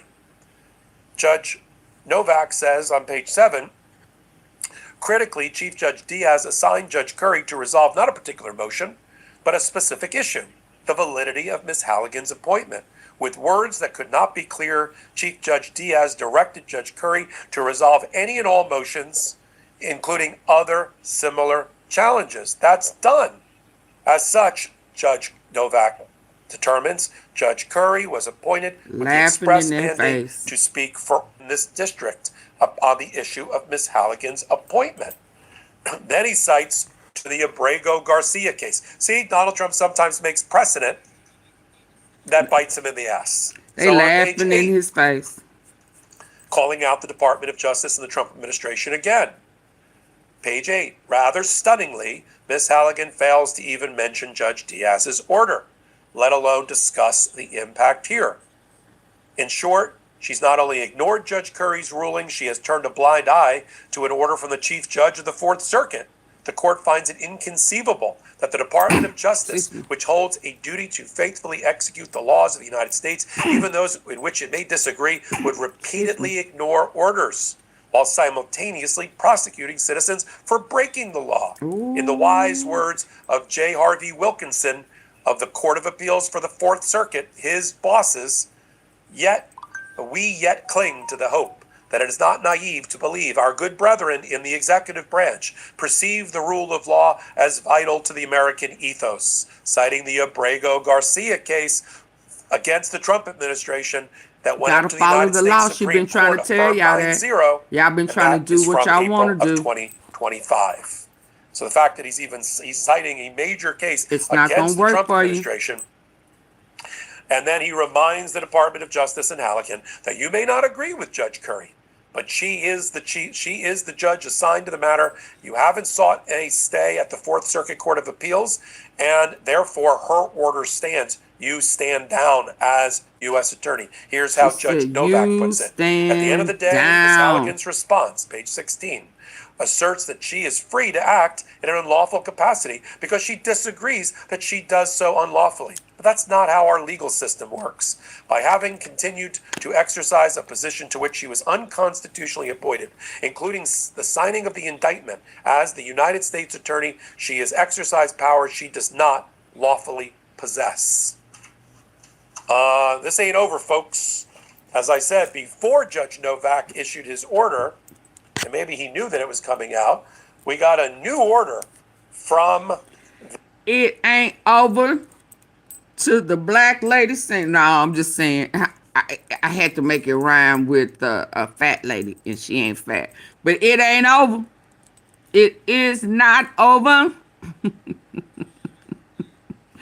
There are steps you have to follow.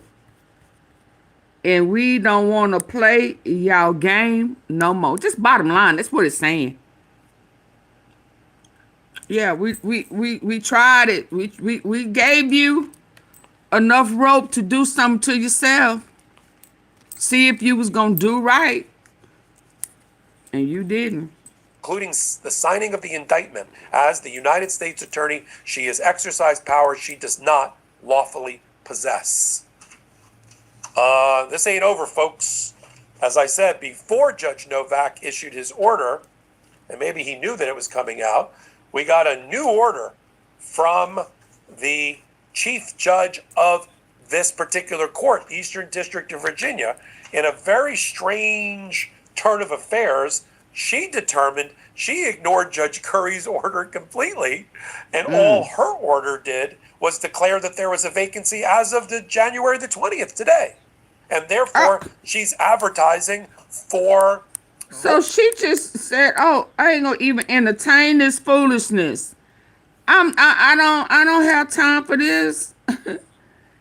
She said, what that lady say? What that guy said? Ain't nobody got time for that. Ain't nobody got time for that. ah! She did it on TP. I'm not finna entertain this. Ain't nobody got time for that. Ain't nobody, you know, do you understand what's going on in the world today? And y'all playing these games? Let me put an ad. Hold on, y'all. My battery low. It's low because y'all ain't hit the like button. And I wasn't in no hurry to charge it up. Hold on. I hope it don't go out. Before I get there, it says very, very, very low. Yeah, I like her already. I like her. Hey, Pamela. I like her. What's your name, ma'am? Yo, Anna. What's your name? I like you. Did he say new? Yeah, she came in saying, what they say, I can't think of what they be saying. Yeah, man, squash that. I ain't finna play with her. Very strange turn of affairs. She determined What's her name? Judge who? a new order from the chief judge of this particular court, Eastern District of Virginia. In a very strange turn of affairs, she determined she ignored Judge Curry's order completely, and all her order did was declare that there was a vacancy as of the January the 20th today. And therefore, she's advertising. She's not even giving so she's not saying effective tomorrow. She's saying effective immediately.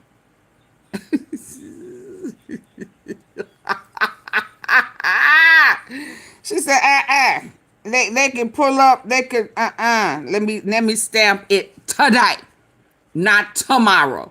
Today, just in case they pull a stunt again, and they have a whole remaining of the hours in the day plus tomorrow 20. No, she said effective today.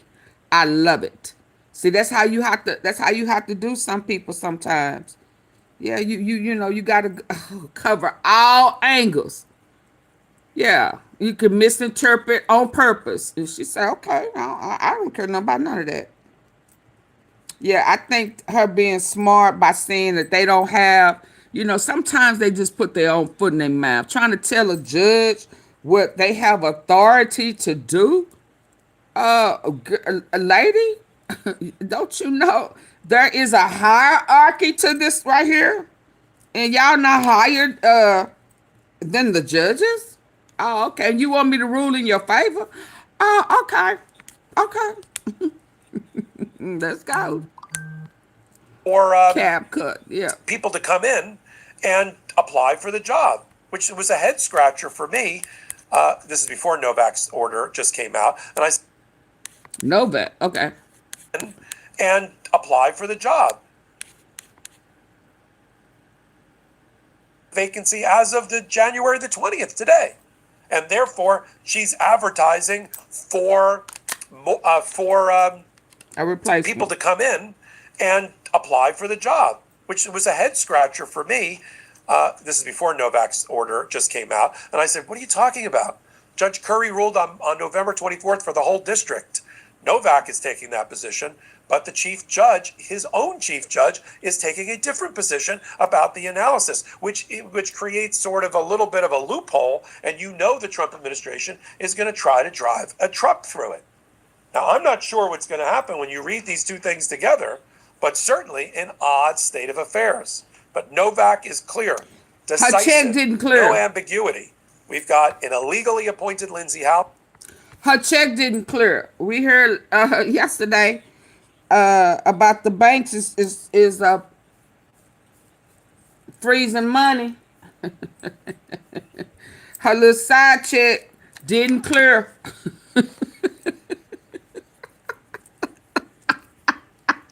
And you can't add side deals to bankruptcies. No. Whatever we negotiated it for, you know, little change, and that check didn't clear. Yeah. So I ain't gonna be able to do what we said. Case closed. That's what sound like it's happening to me. What y'all think? Again, I'm going to cut you a break because you're inexperienced, but I think the days of having experienced ethical prosecutors who do the public service are over with this Trump administration. And I'm also questioning whether they will ever comply with the rule of law in the executive branch. That's a Trump appointed judge sounding the alarm to the American people. Glad you're here on the Midas Touch Network. Okay, what I got next, y'all? I got something there. Get the lights up. Who will be next? Thank you again, K-Dub. Who is next to help me reach my goal? Super chat, super sticker. Any amount. Well, $2 or more is what she said. Come on, who next? What I got next? What's up next? Oh, yeah. I got my T line up. I got my... Oh, man, there is a what comes next. God, dog. But not... I want to hear this one. Details of what went down. Okay, hold The on. decision. And I ain't heard from him in a minute. Let's go.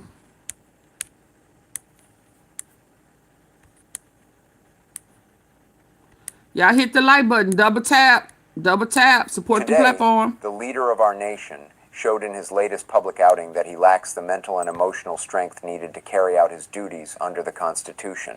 There's simply no working sense of reason or sound decision-making in the person who holds that office right now. And remember, this same individual controls the codes that could end life as we know it on Earth. Donald Trump is in a complete rage at this moment. He said he could end life as we know it on Earth. He ain't God. Now, he got some powers. He can push some buttons. But he ain't God. Now, stop that. Right now. And remember, this same individual controls the codes that could end life as we know it on Earth. Donald Trump is in a complete rage at this moment because a federal judge named Marianne Keller has just mandated the prompt release of a huge collection of proof that his attorneys battled hard to keep locked away for a long time. This goes beyond a standard file dump. We're talking about records of confidential discussions revealing his actual words, banking details tracking fund movements, and inside messages that supposedly point to unlawful commands he issued to his staff. All of it is hitting the open air as we speak. But the real sting comes from how it unfolded. The judge didn't just hand down a low-key document that his legal crew could challenge through appeals. Instead, she delivered her full decision verbally in a public courtroom with cameras rolling. She laid out in detail why each of Trump's pleas for confidentiality fell short. She stated plainly that citizens deserve access to this information. She dismissed worries about disrupting active probes. She turned down ideas about biased harm, and she demanded the full reveal happen right away, without any holdups. Trump's attorneys were stuck there, absorbing it all. They had to hear the judge tear apart their every point in front of everyone. This marks a crushing blow in court that lays bare Trump's whole approach to hiding things as a total flop. Now that material he aimed to bury for good is out in the open, getting picked apart by officials and legal teams hunting for wrongdoing. Trump realizes this might ruin him in the courts. Folks in the Capitol get it too. And if you're looking to keep up with the big stories, hit that subscribe button. It really counts for us. That's the reason we created the John Brown Show, to deliver honest accounts with real background. Okay, let's dive into the details of what went down. The decision to open these files includes a wide range of items Trump spent ages trying to shield. Records from closed-door talks among him and his close advisors, money trails exposing deals he preferred to conceal, private exchanges like electronic notes, phone messages, and reports, all pouring out to the world at this instant. Judge Keller determined that the benefit to society from making this known trumped any personal stake Trump had in secrecy, and he's going ballistic, firing off angry posts on his social platform, labeling it a court-led persecution, and going after Judge Keller herself. Yet this isn't some targeted chase. It's a judge in the federal system upholding rules of openness. She examined his reasons for privacy, deemed them weak, and called for the reveal since people should understand their leader's actions. The judge reviewed the stuff Trump sought to stash and declared that everyday Americans ought to view it. Pass this along to your contacts because each time Trump blasts Judge Keller for pushing openness, it just proves he's guarding something harmful. He's building a loop that feeds on itself, heightening how suspicious he appears and speeding up his troubles in the law as it plays out. Now, allow me to pull out the key facts on why this decision hit so hard and left Trump with no way out. By voicing the ruling right there in the courtroom, Judge Keller had options. She could have put it in writing. His group would have gone over it privately and geared up for challenges, but she opted to speak it out loud, crafting a scene in the court that got recorded and spread far and wide, ensuring all grasped precisely why his bids for secrecy didn't hold up. Consider the impact. When your case crumbles so thoroughly that a judge announces the dismissal verbally in session for the widest possible notice, you've been defeated outright. The judge turned his loss into something everyone could see and accept as fact. Speaking it out broadcast a signal to lawyers everywhere. Trump's methods for keeping things under wraps are done. Judicial systems are leaning toward clarity. The greater good overrides individual wishes to conceal proof. When a judge at this level openly dismisses Trump's privacy pleas, it gives others the confidence to follow suit. And that's unfolding right now. A trend is taking shape in various lawsuits. Courts are turning away his efforts to lock away proof, mandating releases because they recognize what Judge Keller did.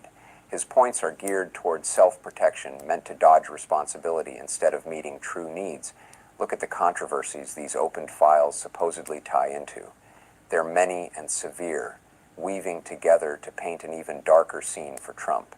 To start, possible wrongful orders, messages that reportedly indicate he told underlings to do things against the rules. This isn't about differing views on policy. If confirmed, it's outright plotting to break laws. Next, links to the events of January 6th, files that supposedly cover attempts to handle the aftermath of the assault on the Capitol, what he was aware of, his responses, and how his people worked to mask his involvement. Then, issues with money handling, documents that reportedly reveal transfers and deals that cross legal lines, funds ending up where they shouldn't, signs of graft or personal gain, plus blocking justice, exchanges that supposedly depict him and his circle talking about stashing away proof, aligning their accounts and deceiving those looking into it. Put together, these sketch a leader who time and again ignored rules, wielded authority for his own ends, and then aimed to erase the tracks. Be certain to subscribe to the John Brown Show because, on top of that, the swift timeline for opening everything leaves Trump no room to manage the fallout. Sometimes judges roll out releases slowly, with pauses for challenges spread over weeks or more. Judge Keller called for instant access, all of it available immediately. No last-minute blocks, no rushing to sympathetic courts, no chance for his side to craft the story. The whole batch lands in view at the same time. This is a current head of state seeing proof he resisted for years get exposed in one go. Nothing like this has occurred in our country's past. Additionally, the spoken delivery forms a lasting mark. The courtroom event caught on video. The judge's explanations of why his claims didn't stick. That enters the books of history, shaping how this term in office is recalled. Moreover, it sets... Additionally, the spoken delivery forms a lasting mark. The courtroom event caught on video. The judge's explanations of why his claims didn't stick. That enters the books of history, shaping how this term in office is recalled. Moreover, it sets a benchmark for future matters. Other judges can refer to this decision, quote it, when he raises similar privacy points in different spots. A standard is solidifying that he can't shield proof any longer. Now let's discuss the specifics of what got released, what it reportedly reveals, and why this poses such a major risk to him both in law and politics. The records from those confidential sessions expose his real statements when he believed no one outside was hearing. In such gatherings, folks let down their guards, express true thoughts, and outline plans. These reportedly clash with what he said openly. They indicate he recognized his steps were improper. They show awareness of likely offenses. You can't deny uttering words when the log confirms it. You can't alter the past when your statements are on record. Pass this to others because the banking details provide hard facts on cash flows. Not his assertions, not his lawyers' debates. They froze them the too, true maybe. paths of the deals. They found they reportedly highlight Switzerland. payouts that break He didn't rules. say that Washing earlier. funds, payoffs, personal enrichment. You might twist language, but you can't dispute ledgers that track money to forbidden destinations. The private exchanges illustrate choices as they occurred. Who was informed at what point? Who issued commands? Who flagged legal worries? They reportedly confirm he steered toward unlawful steps, confirm he grasped that his actions were off base. That's proof of bad intent, captured in his messages and notes. Observe what the supposed wrongful commands suggest, if accurate. Him directing staff to violate statutes. That's joint scheming. Every command might stand as its own accusation. Each person who followed through could testify against him. The count of possible offenses grows with each file displaying improper guidance. Ensure you're following us because this is straightforward proof of illegal behavior, not based on hints or assumptions. His own language reportedly calling for offenses. The items tied to January 6th are especially harmful. Files that reportedly indicate he was aware the assault was underway, comprehended the breakdowns in protection, took no action to halt the chaos, and later sought to obscure his part. That's neglect of responsibility combined with interference.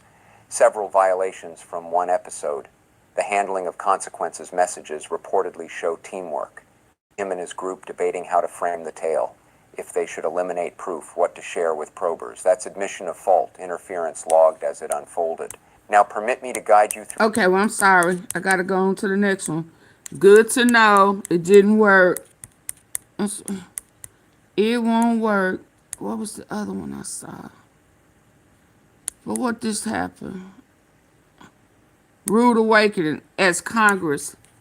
Let's hear this one. Why do you find a way to pick apart my stupidity? I've It's been not here personal. 100. I don't think anyone's ever said Y'all that hit the about like it. button. California Congressman Eric Swalwell. He's been fighting in D.C. California Congressman Eric Swalwell. He's been fighting in D.C. He now is running to be the next governor of California because he wants to make sure that he is what he calls a fighter protector for Californians, introducing federal legislation to eliminate the qualified immunity for federal agents like ICE officer Jonathan Ross, who murdered Renee Good.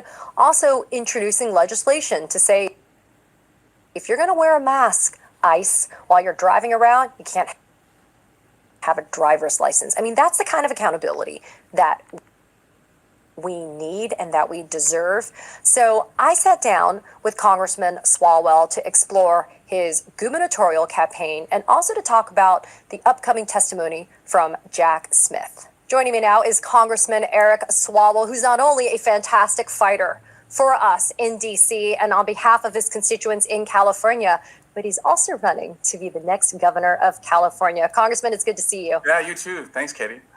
Well, look, let's start with that race. I am so vested and interested in what is happening. California is always kind of ground zero for a lot of the battle when it comes to this particular administration, but not everything has to do with going to war or being at battle with Donald Trump. Talk about why, though, I agree, Onika. You have recently said that you are going to have legislation dealing with the elimination of immunity for ICE officers. I agree, and if they're Ted. wearing masks while they're driving cars, that they're actually going to lose their driver's licenses. Talk a little bit about that.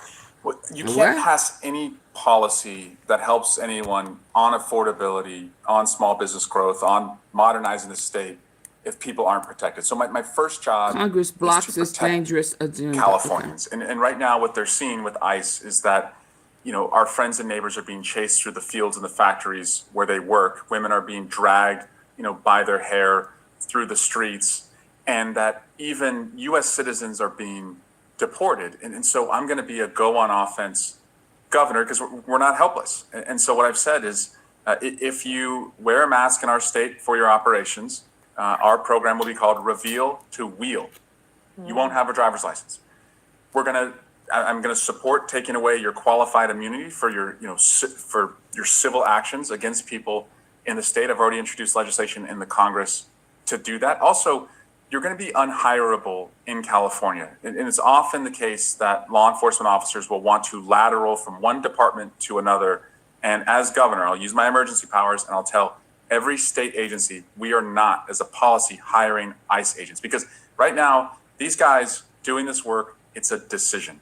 No one's holding a gun and saying you have to work for ICE. And so when I'm governor, if you're still working for ICE, and you haven't got the message that no one's asking you to do this, you won't be hired in the state. And it's part of an approach that says either we can be on our heels as the most vulnerable in our community, or we can make them react and go on offense. And so I can't take on any other crisis until I do that first part of the job, which is, to be a fighter protector for Californians.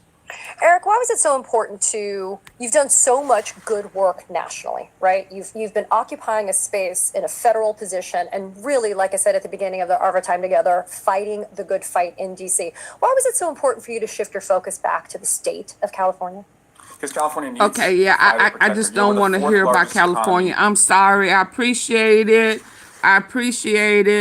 But I need something that's going to affect us all. I'm sorry. Thank you, though, for what you're doing for Cali. Thank you. Thank you. Hold on. I'm trying to see. How long I've been on here? 2 hours. Hold on.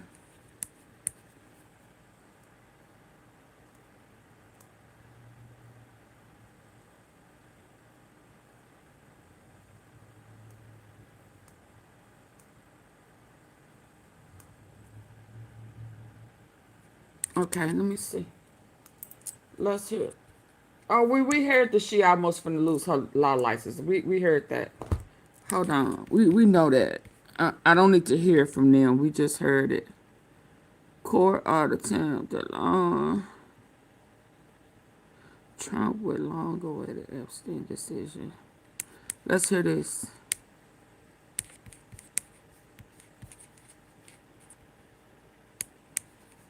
The Ghislaine Maxwell case. Now, interestingly, let's hear this. Let's go, y'all. Double tap. A federal judge is addressing the Trump. Double tap. Hit the like button. Trump regime's non-compliance with the Epstein transparency law. A federal judge named Judge Engelmeyer issued an order directing Trump's Department of Justice to respond to whether this court, by virtue of its supervision of the protective order, in this case or otherwise, has the authority to rule upon or take action Elon. to I gotta bring get to the about one with Elon. the Department of Justice's compliance with the act, and they've ordered Trump's DOJ to respond on Friday. You will recall that Democratic Congressmember Ro Khanna and Republican Congressmember Thomas Massie, who were responsible for the discharge petition, they filed a letter brief as amici, to this federal judge, Judge Engelmeyer, who is supervising the Ghislaine Maxwell case. Now, interestingly, Judge Engelmeyer, in prior briefing, requested that the Department of Justice explain, this was before the Epstein Transparency Act officially ripened into both the law and the deadline of production, which documents that the DOJ would turn over in connection with the Epstein Transparency Act. And the DOJ listed all of the categories of documents that they promised to the federal judge that they would be turning over. And in status reports to Judge Engelmeyer recently, the Department of Justice is like, well, we've turned over about 12,500 documents or so, and we owe 120, which is 125,000 pages, and we're still going through about 2 million documents, and which that may be 20 million pages, but it's cool, Judge. Like, we're just going through, this is just a gentle status report. We're just letting you know. Now, normally in a case, there would be some sort of adversarial parties, right? But here the DOJ and Ghislaine's positions are kind of aligned. They don't want the release of the files. So who's involved in this case that's going to push the DOJ to do what it said it's going to do when you really don't have an adversarial system anymore, where the number two at the DOJ, Todd Blanche, was basically working with Ghislaine Maxwell when he interviewed her in Tallahassee, and then they transferred her to the minimum security facility in Camp Ryan, Texas, when she lied and gave the Trump regime all those ridiculous sound bites that they wanted, which were then all proven to be false when some of the documents came out from the Epstein estate. So Massie and Khanna sent a letter and say, hey, look, we're writing what's called the Friends of the Court brief. And what we think needs to happen is there needs to be an independent monitor or a special master, or someone needs to be appointed here before you, Judge Engelmeyer, to force them to produce the documents they told you in prior filings that they were going to produce. So it's not even so much about asking the judge on his own to enforce the Epstein Transparency Act as like a first impression issue. You asked the DOJ what they would be turning over. They promised they would turn it over, and they're not turning it over the stuff they said they would turn over. And they claim that 2 million documents are coming, but there has to be some remedy for non-compliance. And so Judge Engelmeyer writes in his order, I've received this letter brief from Kana and end this Massey. if y'all can't hit They the like asked the button. court to inter alia, which just means in Latin, among other things, to appoint a special master to facilitate the DOJ's compliance with the act. Counsel for the government and defendant Ghislaine Maxwell were copied on the email attaching this submission. And it goes on to say the court directs the government to respond by letter publicly filed on the docket. The government's response should address issues implicated by the representatives' motions. These include, but need not be limited to, 1, whether the representatives have standing to participate in this criminal case, including to raise issues concerning the DOJ's compliance. I'm sorry, I had to check something right quick. Y'all double tap the face of the screen and get the likes up. Or victim. And 2, whether the court, by virtue of its supervision of the protective order in this case or otherwise, has the authority to rule upon or take action to bring about the DOJ's compliance with the act. The government's response is due Friday, January 16, 2016. Should defendant Ghislaine Maxwell wish to be heard on this matter, any letter from or on behalf of her is due January 16, 2026. Should the representatives wish to file a reply, it is due Tuesday, January 20th, 2026 at 5 p.m. I think no matter what your view of this is, it's good that these issues are now at least raised in a quasi-adversarial process before the judge, because nobody was calling the DOJ out for what they were doing in a court before Kana and Massey did. Now, if you're wondering, well, why isn't there impeachment or why isn't there criminal action being taken against the DOJ? Well, sadly, the DOJ, they are the prosecutors, but in my view, they've become a racketeering criminal enterprise covering up a child sex trafficking ring by violating the Epstein Transparency Act. So they ain't prosecuting themselves, and our system depends on a DOJ that prosecutes the criminals. But what happens when the criminals are the DOJ? And I don't use that term lightly. They're violating the Epstein Transparency Act. They're engaged in a crime, and all of those who are involved in a criminal enterprise as part of that crime, in my opinion. And so if you look at what Judge Engelmeyer is saying, here's my general view of it. I think that Engelmeyer is skeptical, while he probably wants to rule of an independent monitor. I think he's skeptical of the standing issue of the representatives sending the letter. But I think if you can read through the lines here, he's saying that have not been raised in this matter by any party or victim. Now, obviously, the parties themselves are not going to raise it. The DOJ doesn't want an independent monitor, and Ghislaine doesn't want an independent monitor. That's the way it would normally work, that one of the parties would say independent monitor in a situation like this. But to me, when the judge says or victim, I think that he's inviting, and I could be reading, too much into this, I think he's inviting the victims, the lawyers for the survivors, to say, is this something that you want? Because this is a good issue to raise. I'm not sure if Kana and Massey have the standing, but they've raised this issue. File it on the public docket. Hint, hint. I haven't seen a victim raise this issue yet. And then he also orders the federal government, whether by virtue, if we can get past that hurdle, by virtue of its supervision of the protective order in this case and other matters, does this court have jurisdiction to ask the government and it asks the government to respond, to comply with its obligations under the Epstein Transparency Act. So, Harry, I still think this was the right move for Kana and someone had to bring it up. This needs to be addressed, because if no one has standing under the Epstein Transparency Act, then there's a defect in the act that needs curing, and that needs to be addressed. I think the judge is hinting, I don't know about you guys, good idea. What about a victim? And maybe, so what do you think about it, Harry? Yeah, you read it deftly and with sophistication, and I think part of what's going on is at a PR level. Standing is always vexing, I think, to both of our both the Midas Mighty and the Fed heads, or I think that's how we call ourselves these days. But the notion is, I think, pretty clear from Engelmeyer, a good judge. I clerked with him, by the way, that it's not. Congress did not give him any power to enforce the Epstein Transparency Act. Let's start, by the way, with the point you've made a couple times in passing. Not the slightest doubt. The Epstein Transparency Act said you have to produce everything. And what's it been now? About a month.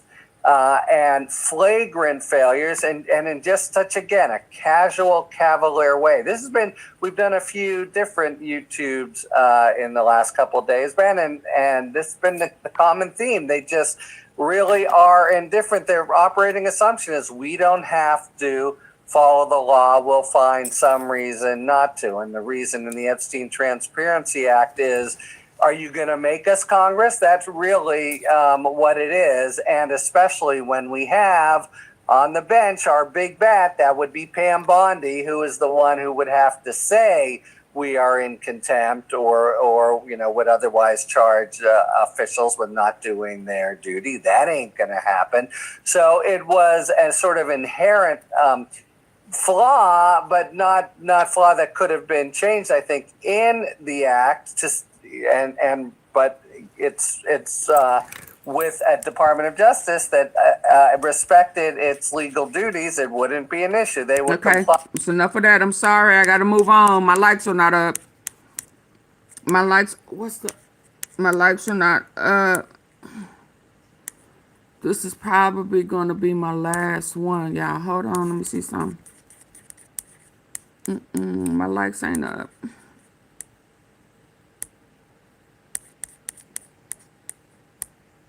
Get the lights up, double tap the face of your screen. I'm tired of having to say that.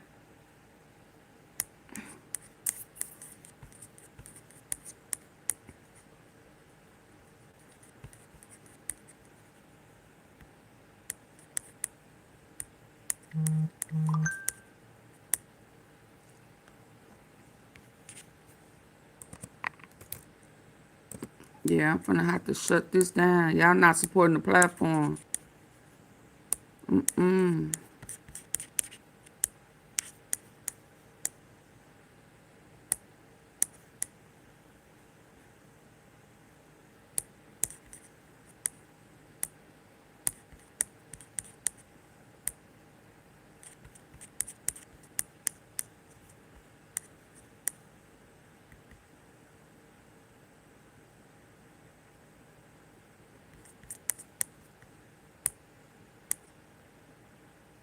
Your house is wasting electricity right now, and here's the proof.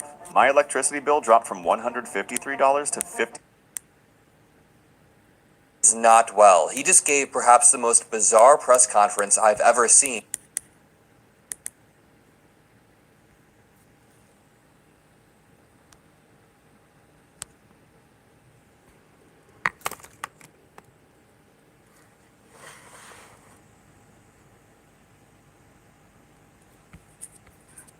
Y'all double tap. I understand, yeah. Folks, we are 1 year Don't make into no the Trump sense. presidency, and he is not well. He just gave perhaps the most bizarre press conference I've ever seen, and even the press was stunned into silence at just the bizarre nature of it all. I am somebody who reports the news on this channel every single day, but in this video, I'm honestly veering more into a concerned U.S. citizen. This man has been threatening war with essentially every single country in our hemisphere over the past month, including Greenland, Venezuela, Canada, and more. Then he placed tariffs on a lot of our NATO allies because he couldn't annex Greenland, therefore tanking the stock markets. Now he walks on stage and tries to brag about his quote-unquote one-year accomplishments. but they are all just absolute lies. Every single thing he lists, from the 20 trillion that he claims he brought in from tariffs to the 25% economic growth. I don't even know where he's pulling that from. He's pulling numbers out of thin air and claiming there's growth that nobody is actually experiencing on the ground. So let's jump in. If you appreciate the Adam Mockler channel and the news that we bring, make sure you subscribe to the feed below. Make sure you drop a like on this video to help boost the message. And let me start with perhaps the most bizarre clip. This one is going viral, and the caption here from Aaron Rupar is, "Folks, this is some really weird shit. The president is not well. After he walked out, he began just shuffling through papers while the press remained silent, and he was just grunting."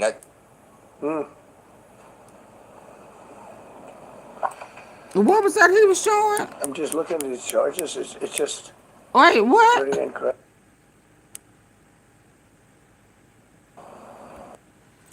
What are you doing? Just grunting.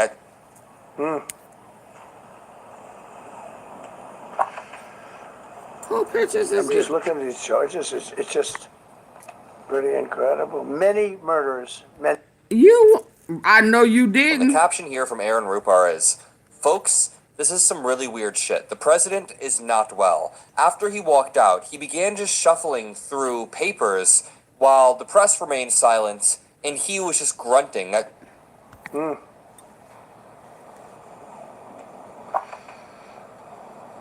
I'm just looking at these charges. It's just.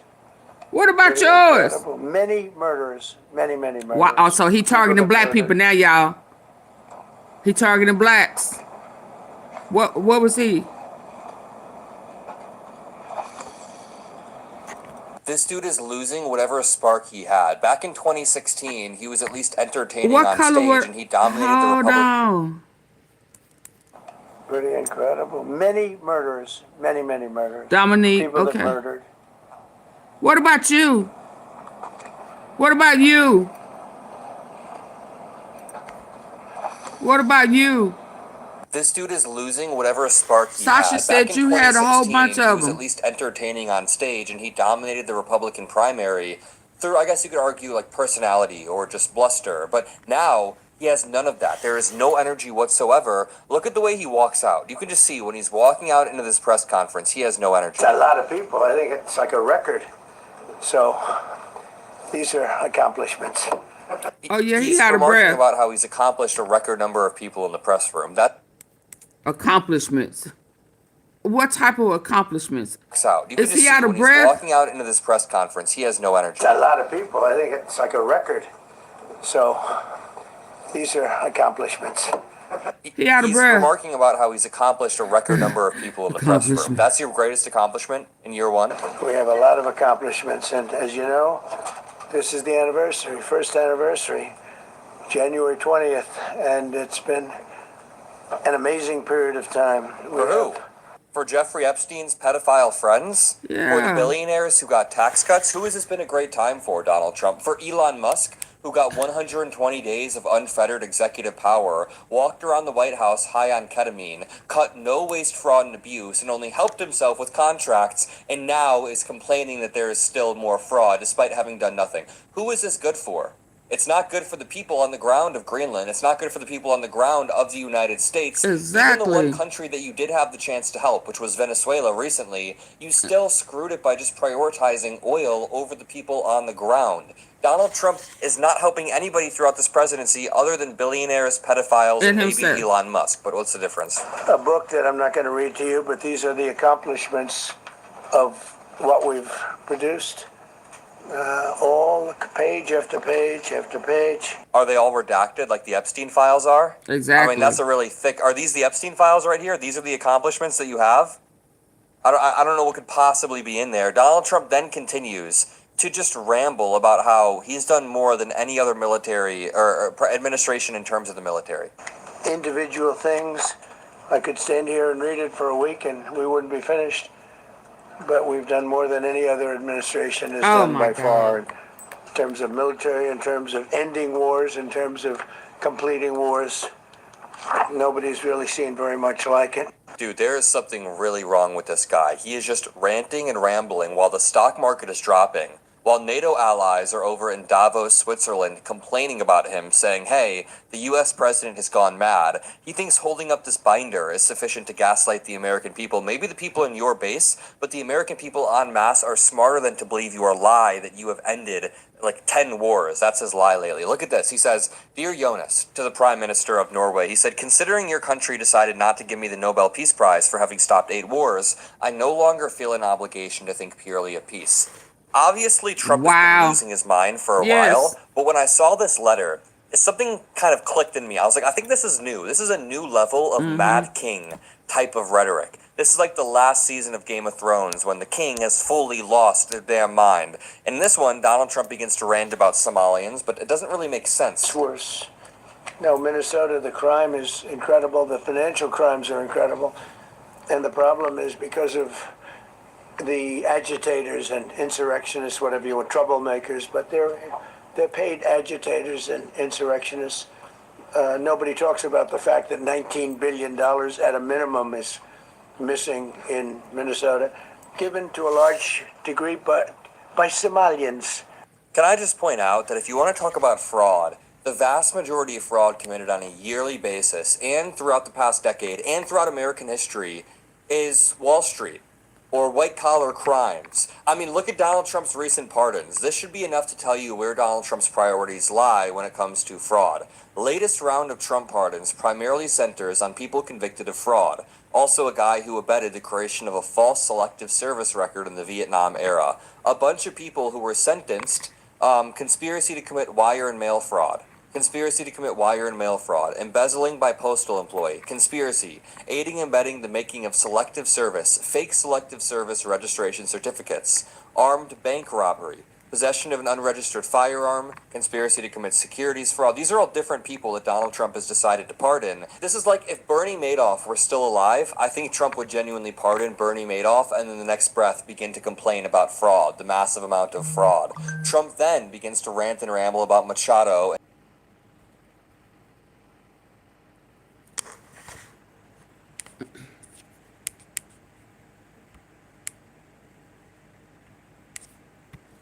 Command enough respect and that she should basically go away. Now that he got her Nobel Peace Prize, he's very happy to speak to her. Drug dealers and prisoners. Venezuela, as an example, opened their prisons into the United States. That's why one of the reasons I felt so strongly against Venezuela. Now I'm loving Venezuela. Now you loving it. They've been working because you with done us got so some well. money It's out been for so them. nice. And an unbelievably nice woman also did a very incredible thing, as you know, a few days ago. We're talking to her, and maybe we can get her involved in some way. I'd love to be able to do that. Oh, I don't want to hear that. Maria. Okay, last one for sure. Elon. Let's see what my boys are saying about Elon.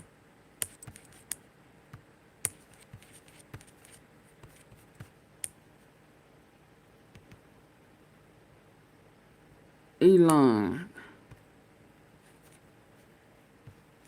Oh no, I thought it. Oh wow. He did the unthinkable. Hold on.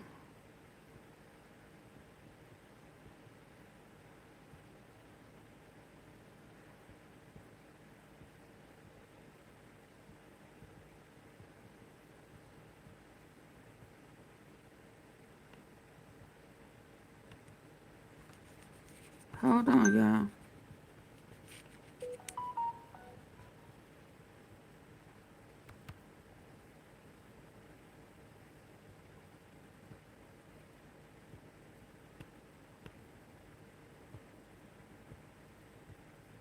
Where is it? Special agent. Hold on, y'all.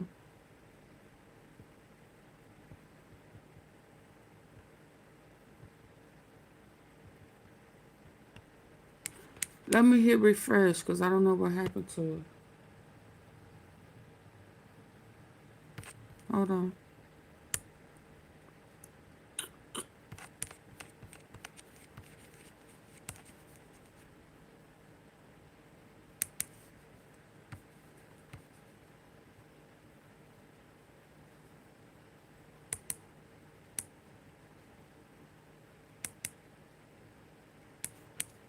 There it go.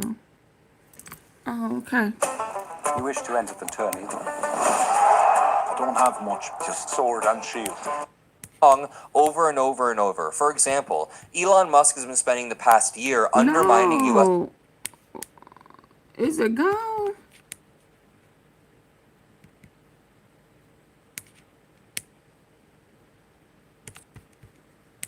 Hold on, y'all. Some cookies going on.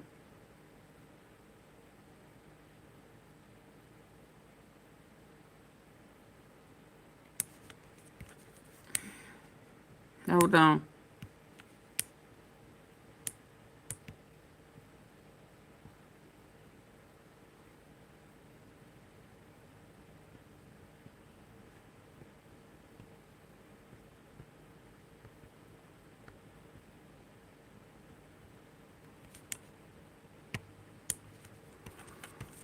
I want to hear directly from them, and what it appears is that they use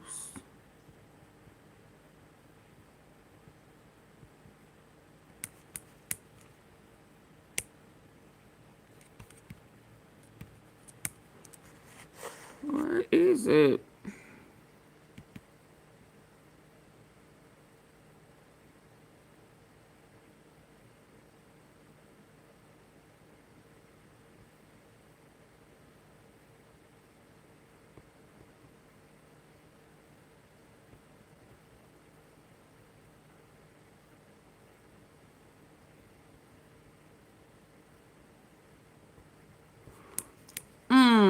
I don't know what's happening.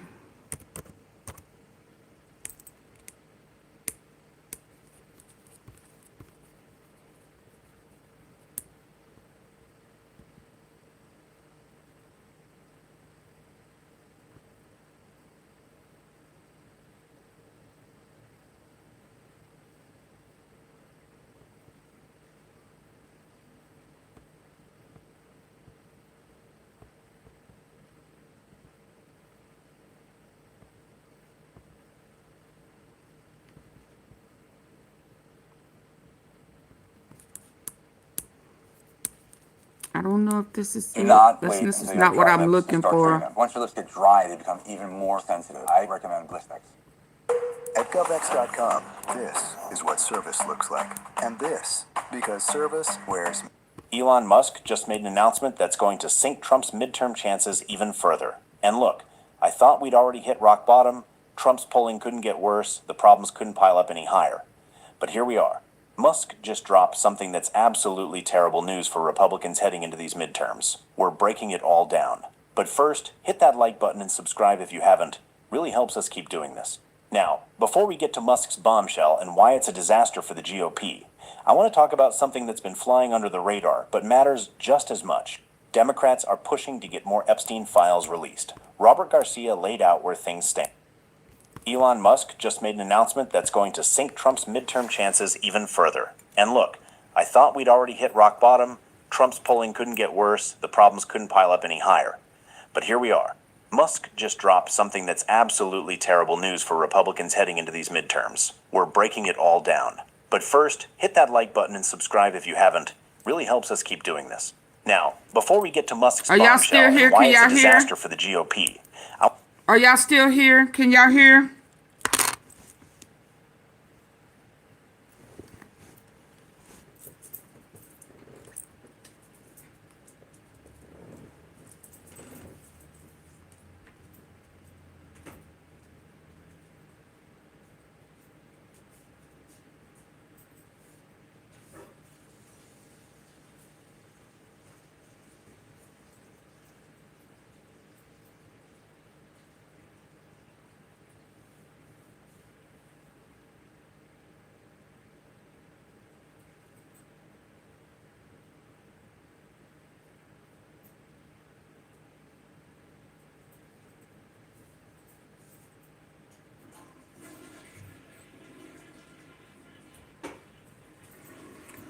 Y'all hit the like button.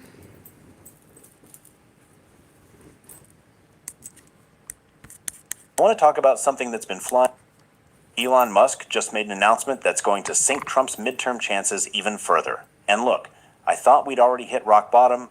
Trump's polling couldn't get worse, the problems couldn't pile up any higher. But here we are. Musk just dropped something that's absolutely terrible news for Republicans heading into these midterms. We're breaking it all down. But first, hit that like button and subscribe if you haven't. Really helps us keep doing this. Now, before we get to Musk's bombshell and why it's a disaster for the GOP, I want to talk about something that's been flying under the radar, but matters just as much. Democrats are pushing to get more Epstein files released. Robert Garcia laid out where things stand. Here's what Garcia said. It is insanity that they have released 1% of the Epstein files. 1%. We think there's up to 5 million documents they have yet released to the public. And what they've released so far, there has been some important information in there that has been important for our investigation, yet they refuse to actually bring justice to the survivors. They are more interested in protecting pedophiles and protecting wealthy billionaire men and buddies of Donald Trump than actually doing anything to bring justice for the survivors. Now, we had brought forward a request to the federal judge through Ro Khanna and Tom Massey to get a special master appointed to move these documents out. Pam Bondi just said, I believe just yesterday, that they're opposing any efforts, that they have the right to essentially release files as they wish, which is breaking the law. There's a subpoena in place that was actually put in last summer. There is the law that Congress passed, yet they refuse to release any documents. As it relates to Pam Bondi, I think it's incredibly hypocritical for James Comer to go out and try to hold in contempt his political enemies, while Pam Bondi is actively breaking the law, and he refuses to hold her in contempt, or he refuses to bring in Ghislaine Maxwell. What about Ghislaine Maxwell, who abused herself, women and girls? He could care less about dragging them into the committee. All he cares about is political retribution for the folks that he wants to go after, and he's not interested in actual justice for the survivors. And you know what? He's right that we've stopped focusing on Epstein lately. Part of that is because Trump's ICE goons are literally committing violence in our streets. So there's a lot competing for attention. But here's the thing, and I've been covering politics long enough to see this pattern. All these distractions about Greenland, Trump begging Norway for a Nobel Prize, half of this stuff is designed to pull our eyes away from Epstein. Trump creates a new shiny object every week for us to chase. But we can't lose the thread here. The Epstein story tells you everything you need to know about the corruption and criminality baked into this administration. Excuse me, you're reading wrong. Put these on. Show me your book. I'm going to take a picture of it. Administration.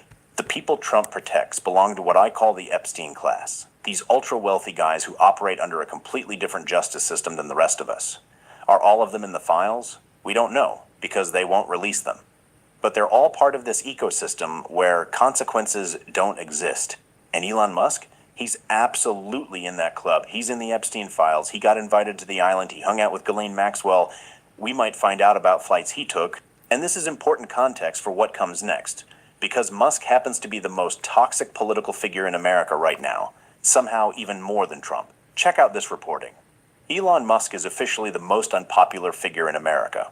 Elon Musk's image has tanked so badly, he is now the most unpopular public figure in America. Gallup asked Americans between July 7th and July 21 what they thought of 14 well-known U.S. global figures, with 61% of respondents having an unfavorable opinion of the Tesla billionaire. 6% said they had no opinion of Musk, while just 33% reported to view him positively. The Tesla CEO, as we know, bankrolled Donald Trump's 2024 run with $300 million. Yet their relationship has soured over Jeffrey Epstein. This has been reflected in several polls. Most recently, the damning Gallup poll that shows his popularity below even that of Israeli Prime Minister Benjamin Netanyahu. So Elon's more unpopular than Netanyahu. Let that sink in. And this matters because Musk threw money at Republican campaigns last year before he and Trump had their falling out over Epstein. What happened? Those candidates got crushed. Elon's stink rubbed off on everyone he touched. It reinforced what Democrats have been hammering. The Trump and the GOP exist to serve maybe 10 billionaires who have all the money, and they could not care less about working people. Which brings us to Elon's latest move, and why it's such a gift to Democrats. Here's the headline. Musk makes massive donation after humiliating Trump U-turn. Elon Musk has pumped millions of dollars into a Republican Senate hopeful's campaign after previously vowing to disrupt the GOP and Donald Trump following their major bust-up. The world's richest man has donated $10 million to Kentucky's Nate Morris, a pro-Trump candidate hoping to succeed. Okay, y'all, I gotta go. I gotta get something to eat, and I gotta get back and get ready for Candace. My likes are not going up, so I don't feel compelled to continue. Trump has to go. I totally agree. I mean, I think we're a day late and a dollar behind getting him out. Stay healthy, mama. Yeah, I'll be back. Let me set the time. I'm gonna do, what time is it now? 6, 12, 8:30, because I wanna make sure I'm out before midnight. So I'm gonna set it around 8:30. Let me change this. And before I go, I'm just gonna double tap one good time to see if there has been an update before I walk away. Oh, I had it set for the 20th.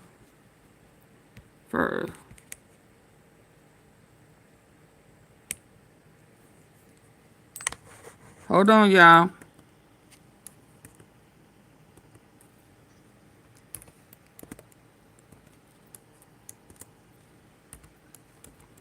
I'm gonna set it for 8:30 p.m.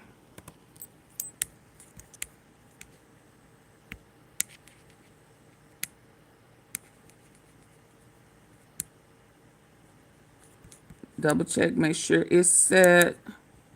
So soon as I hang up this one, you guys will see it. Let me do that, and then before I walk out, let me see if there's been any good. Stay safe, you too. Let me double check to make sure ain't nothing popped off. Real good. That can't wait till 8:30. Okay, there go my guy. This is kind of what I was looking for.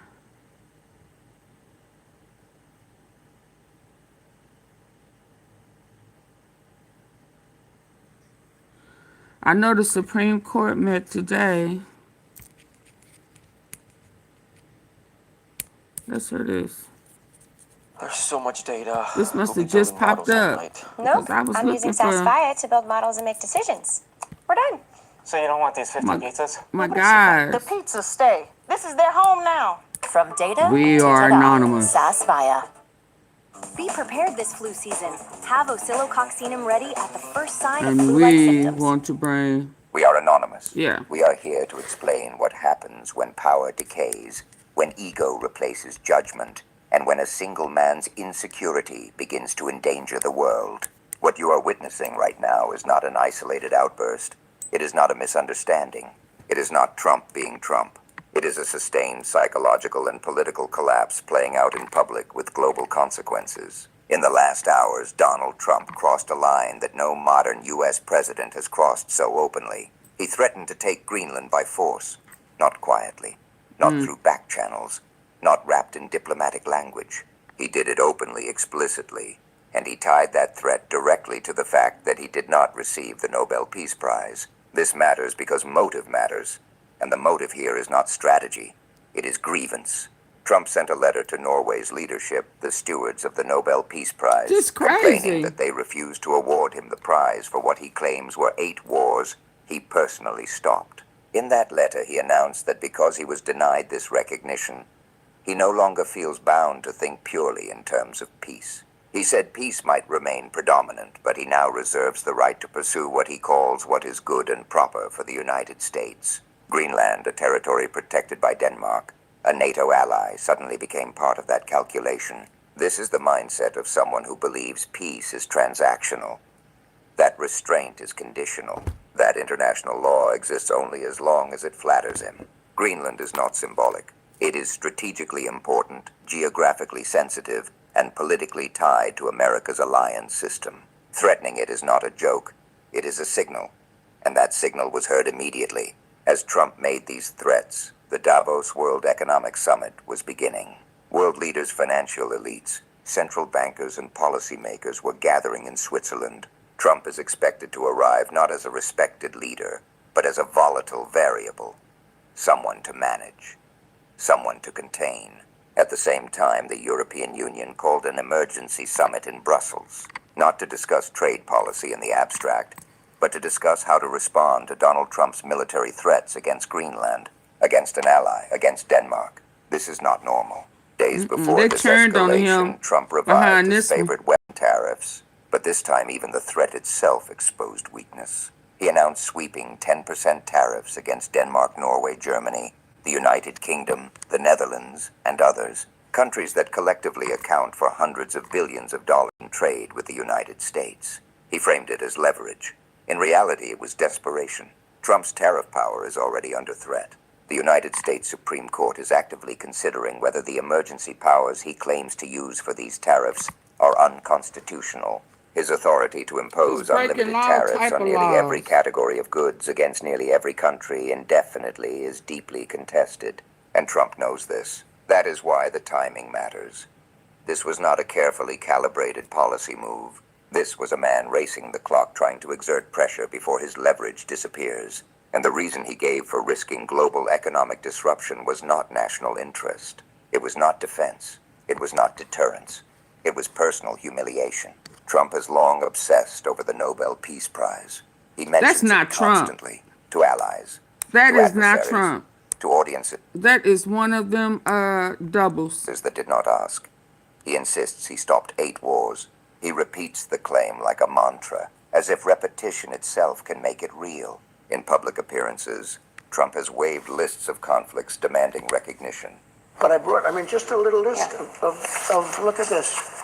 Just a little list. President Trump wanted to make sure we saw the list of 8 international conflicts he says he's been able to end since returning to office. And you have branded yourself. He claims to have solved wars in record time by threatening tariffs, by cutting off trade, by forcing countries to submit economically.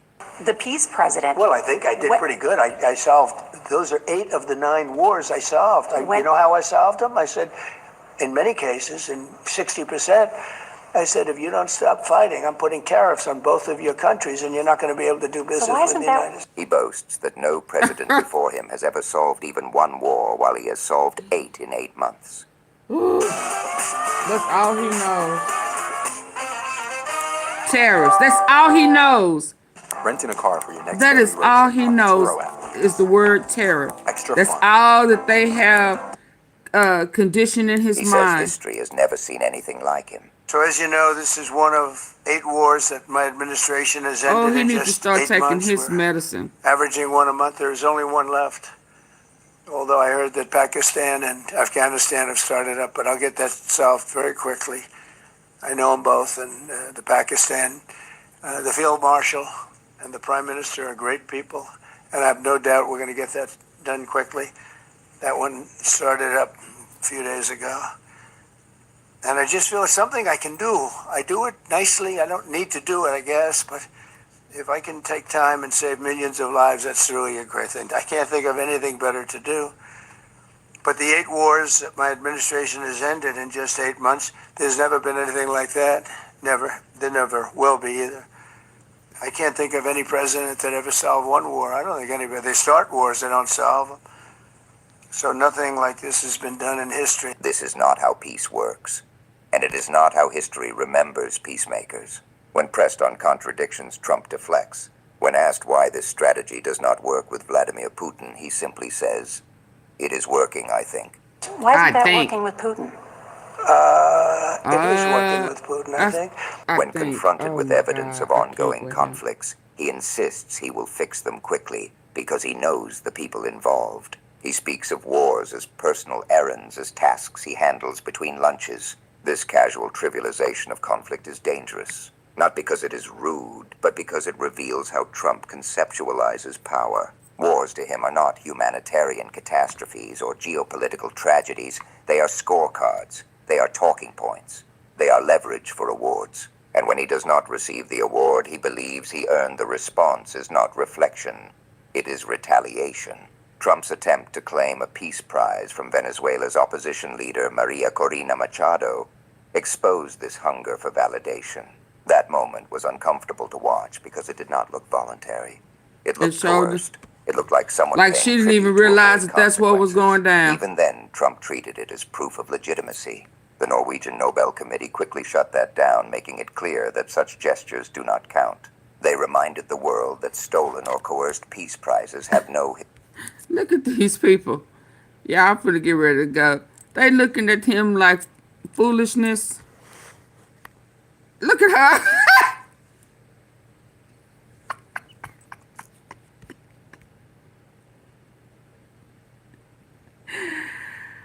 They looking at him like foolishness.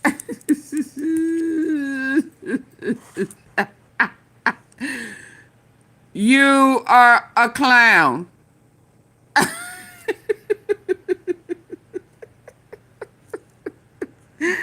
The committee is saying it's a no. It was a no then. It is a no now. You understand? No means no. And the committee has said shut that down, no. Making it clear that such gestures do not count. Look at They reminded the world that stolen or coerced peace prizes have no historical legitimacy. Even authoritarian regimes have tried. History does not reward them, and yet Trump keeps pushing. Because in his worldview, recognition is entitlement. Now that entitlement is colliding with reality. NATO leaders have responded with clarity. EU officials have responded with unity. Germany and France have spoken directly. They have said discussions are possible, negotiations are possible, but taking Greenland by force is not, under any circumstances. Europe is not bluffing. The European Union has developed a legal and economic weapon specifically designed to counter coercion. The anti-coercion instrument allows the EU to impose retaliatory measures when a foreign power uses tariffs or